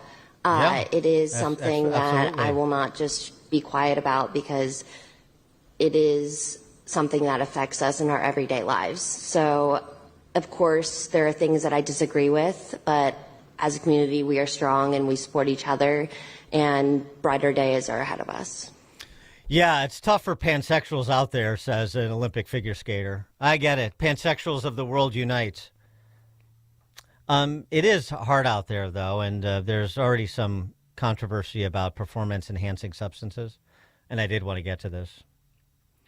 I know some of you may have been watching ski jumpers, and you're saying, is that hyaluronic acid in your pocket, or are you just happy to be ski jumping? And it turns out it may be hyaluronic acid. The world's anti-doping agency is investigating whether or not Olympic ski jumpers are injecting their penises with hyaluronic acid for a competitive edge. The German newspaper Bild reported on the bizarre accusation. Of course, the Germans are all over it. Now is the time on Sprockets when we inject ourselves with hyaluronic acid. The outlet, Bild, reports that multiple people previously banned from competing after it was revealed they adjusted their suits around their crotch area to provide extra lift. I do that when I play golf, actually. Get a little bit more off the tee. One study found that for every... I guess hyaluronic acid, I'm pretending I don't know, adds girth. I don't want to get too technical here. I'm not an expert in this area, just like I'm not an expert in orthopedics. But one study found that for every 2 centimeters in suit size circumference, there was a 4% reduction in drag, increasing lift by 5%, which can produce an extra 5.8 meters in the length of the jump. According to a report by The Guardian, jumpers have switched methods to game the system when they're measured for the suits. Because apparently when you're measured for your Eddie the Eagle ski jumper suit, it's a 3D scanner that is taken from the lowest point of your genitals. And so they inject acid into their penises, or sometimes apparently put clay in their underwear to make their measurements temporarily bigger, and therefore their suits looser for when they compete. And that results in a reduction in drag, an increase in lift, which gets you up to an extra 6 meters. Aren't you glad you know that? You're going to be watching the ski jump with a circumspect eye now, aren't you? You're welcome. Dan Proft, Chicago's Morning Answer. It's like a hot, steaming cup of information to start your day. It's Chicago's Morning Answer on AM 560. The Answer. Networks, streaming services, retail chains, and tech giants are all adding plus to their names. But where did the concept originate? We may be biased, but we think these big wigs found their inspiration for plus at Hassellus Mattress. Hassellus showrooms are employee-free. Give your mattress a try with no pushy sales guy. Plus, our 35 beds from the top 5 brands start at $393. Plus, unbeatable prices on Tempur-Pedic. Plus, free next-day delivery and setup. Plus, free haul away and disposal of your old mattress. Plus, 48 months interest-free financing on select Tempur-Pedic with approved credit. Plus, a $300 MasterCard gift card with your Tempur-Pedic mattress. Plus, a ruggedly handsome spokesman with a smooth radio voice. Get all this, plus a whole lot more when you shop at Hassellus Mattress. Or maybe we should change our name to Hassellus Plus. Nah. Open 9 to 9. Find an employee-free showroom near you or shop online at Hassellus.com. Text from 209. Dan, as great as Lindsey Vonn has been, you said it's amazing she was able to ski with the torn ACL. Is actually she wasn't able to ski with it. She fell and wiped out 14 seconds into her run. Yeah, I think I mentioned that. However courageous it was for her to attempt to ski doesn't mean that she could do it. Yeah, well, it's also unclear to me. I'm not a downhill skiing expert either, and I doubt 219 is, that it was the lack of an ACL or a ruptured ACL that was the cause of that crash either. And that was what those orthopedics who do know something about, knee joints and ligaments and so forth were saying. So, yeah, I just stick with it was great to see her do it. And who knows, maybe not in the Olympics, but maybe she'll competitively ski again. 40,000 people, that's enough to pack Wrigley Field. I'm talking about 40,000 people who realized hip and knee surgery wasn't their only option. There has to be another way, and guess what? There is. They found it at QC Kinetics, an alternative to surgery. I know this because I met many of the patients. They're moving better and hurting less thanks to QC Kinetics' advanced regenerative treatments. Surgery isn't always the answer, so do your own research and talk with my friends at QC Kinetics. They offer natural treatments backed by real science. They'll activate your body's natural healing power.